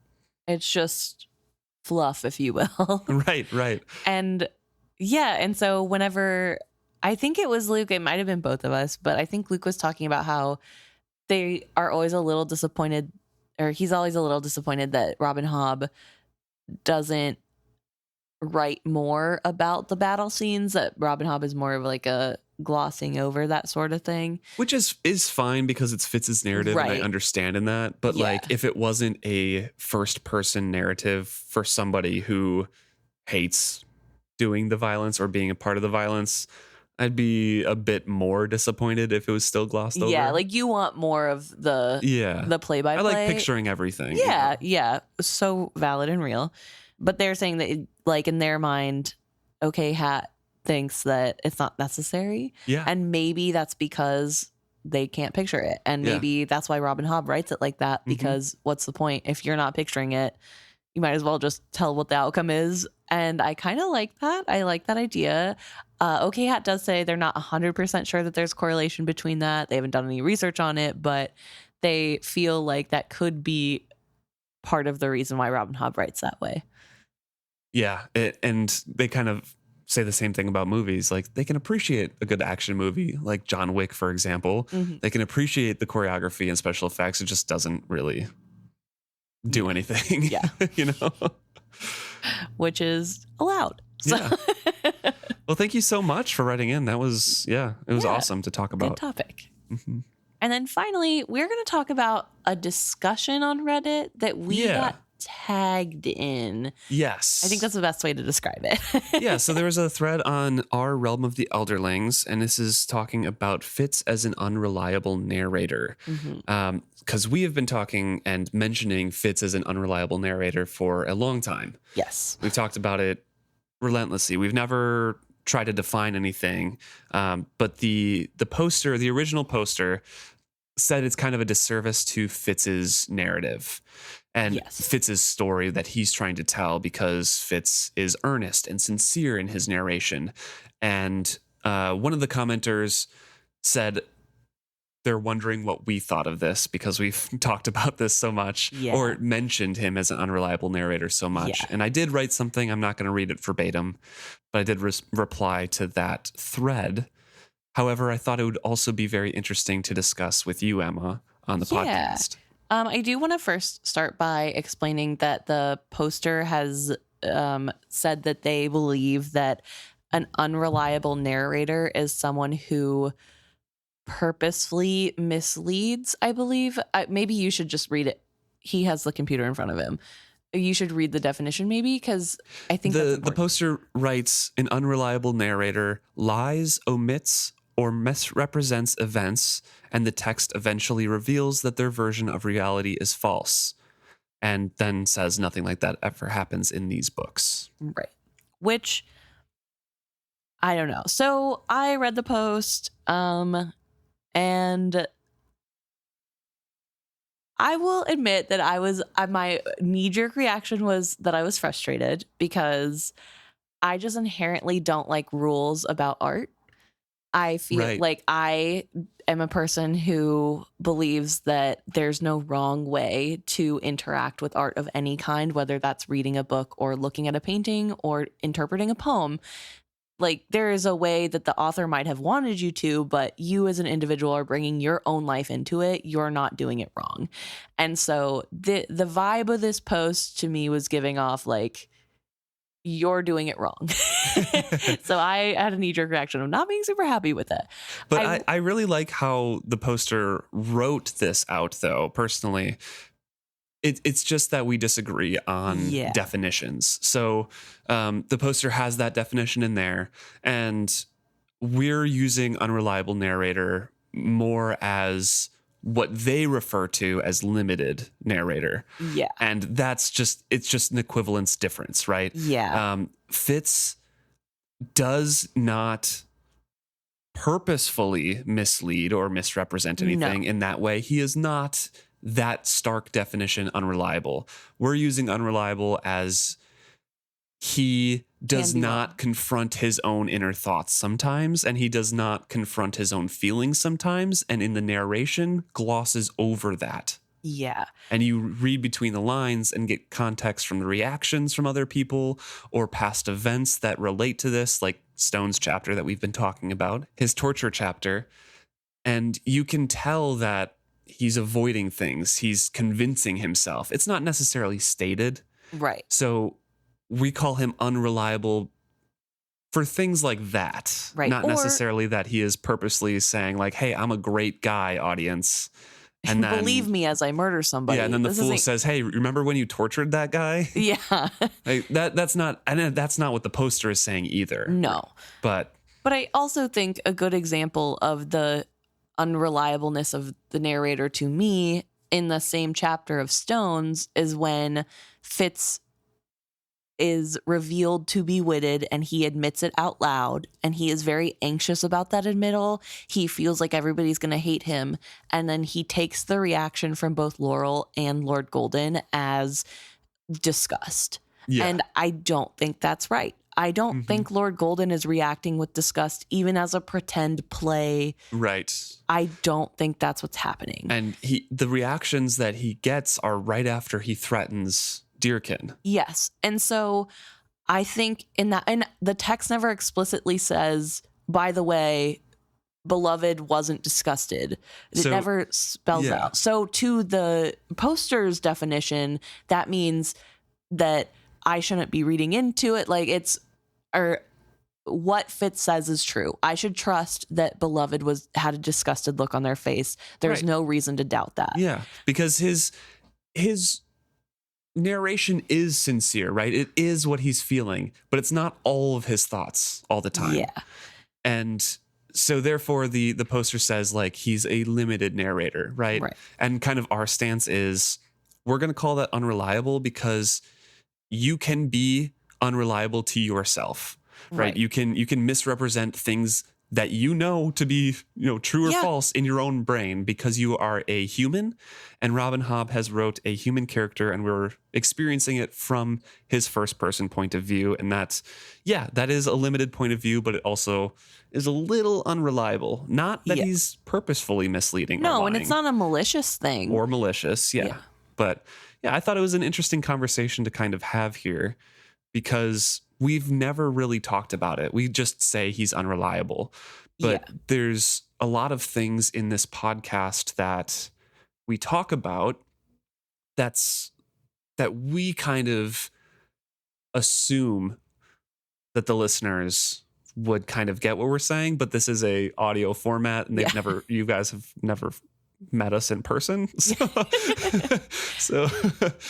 So I just wanted to kind of have that conversation about our thoughts on calling Fitz an unreliable narrator and kind of what kind of the conversation at large would be about calling him unreliable or these books unreliable. Yeah, definitely. And I think it is hard because obviously it's all subjective, and Yeah. if It's you, how you read the book, like you said yeah, in the beginning of this. yeah, and if this reader, the poster who made this post, is reading it with the intent that Fitz isn't lying and is reliable, like that's fine. You're allowed to Yeah. do that. I think it's totally fine. I just, when we're reading it, we're coming at a place of looking for that subtext, looking for things that might be unsaid that Fitz might not notice. Yeah. And Yeah. I think we try to do that. I mean, we talked about it with Kenneth to to bring up another unreliable narrator. We talked about it with Kenneth because Kenneth also struggled a lot with understanding other people's emotions. I think Right. specifically to the scene where he has freed that boat full of slaves onto an island and everyone's rushing up to see him, And he thinks he might fight to die. he's thinking they're about to attack him, but they're excited to see him. And so I guess in that moment, it is revealed immediately by the text that he's unreliable in that way, in the typical definition. But I think to that point, everybody is a little bit unreliable. And so I enjoy digging through the text and seeing, like, is there things we're missing? Are there things that Fitz is wrong about? And I don't think we're doing that in a way that we're trying to invalidate Fitz's experiences or say that the way Fitz feels about what's going on is wrong. We're trying to explain we can't trust fully some of the things Fitz is telling us because he has that bias that's clouding his judgment. He has bias, he has past experiences, events, and we're trying Trauma. to get that subtext from other characters and their reactions. And the poster, like I do recommend trying to find, why Fitz is a reliable narrator, not an unreliable one on Our Realm of the Elderlings, and looking at that conversation, because it is very, very interesting, and the poster is very articulate, and I think we're all in agreement, basically. It's just over definition. So the whole post is very, very fun to read through and a very unique experience to think about the books in a different way. Yeah. And I don't know if this needs to be said. I don't think it does. I know our audience and you guys are all lovely people, but just in case, this isn't a call out or hate to this person. Oh, no. And this is not a call out for arms for you guys to go post on there to be like, is Fitz happy sent us? We hate you. This is not that. This is a read it if you want to. It's an interesting discussion. Yes. Again, I'm pretty sure all our listeners, lovely people, you would all never do that. But just to cover all bases. And that is what against Reddit site rules also as well. That like we would get banned, I think. Yeah. So just be nice to people. It's okay to have different opinions. Yeah. No, it's very, very fun. So shout out to user Sisyphus who linked us to that conversation. Yeah. And called attention to it and brought me in to read it and write a response to it. Luke covers our Reddit because I'm bad at technology. I guess that doesn't really make sense. It's just a website. It's guys, I'm the younger one between the two of us. And you are the boomer. I'm the boomer. I don't understand technology very well. I get mad when Facebook changes the layout. It takes me months to figure it out. It's whatever. Oh, side note. I mean, this was our last thing, so tangent time. So we have the Is Fitz Happy Instagram, and it is technically a business Instagram because we just made it as like an organization. Yeah, it's not a personal. It's not personal. So they get the changes before everyone else. So we were struggling to find like, where are the new messages? Figuring out how to find the messages. You all probably now have the update unless you somehow only manually update Instagram. The new Instagram update we have. Emma is very mad about it, but I hate that they change it to everything. I don't like my personal Instagram being like that, but at least I know how to do it because I've had a month to practice, maybe more. That first like week though, you were struggling. Oh, the amount of cursing that came out of me that Luke heard. I was like, what do I do? Oh yeah, we got a message from so-and-so on Instagram. You should check it out. Where is it? How do I get there? Also, no hate to the boomers that listen. You're great, and you probably are better at technology than me. Yeah.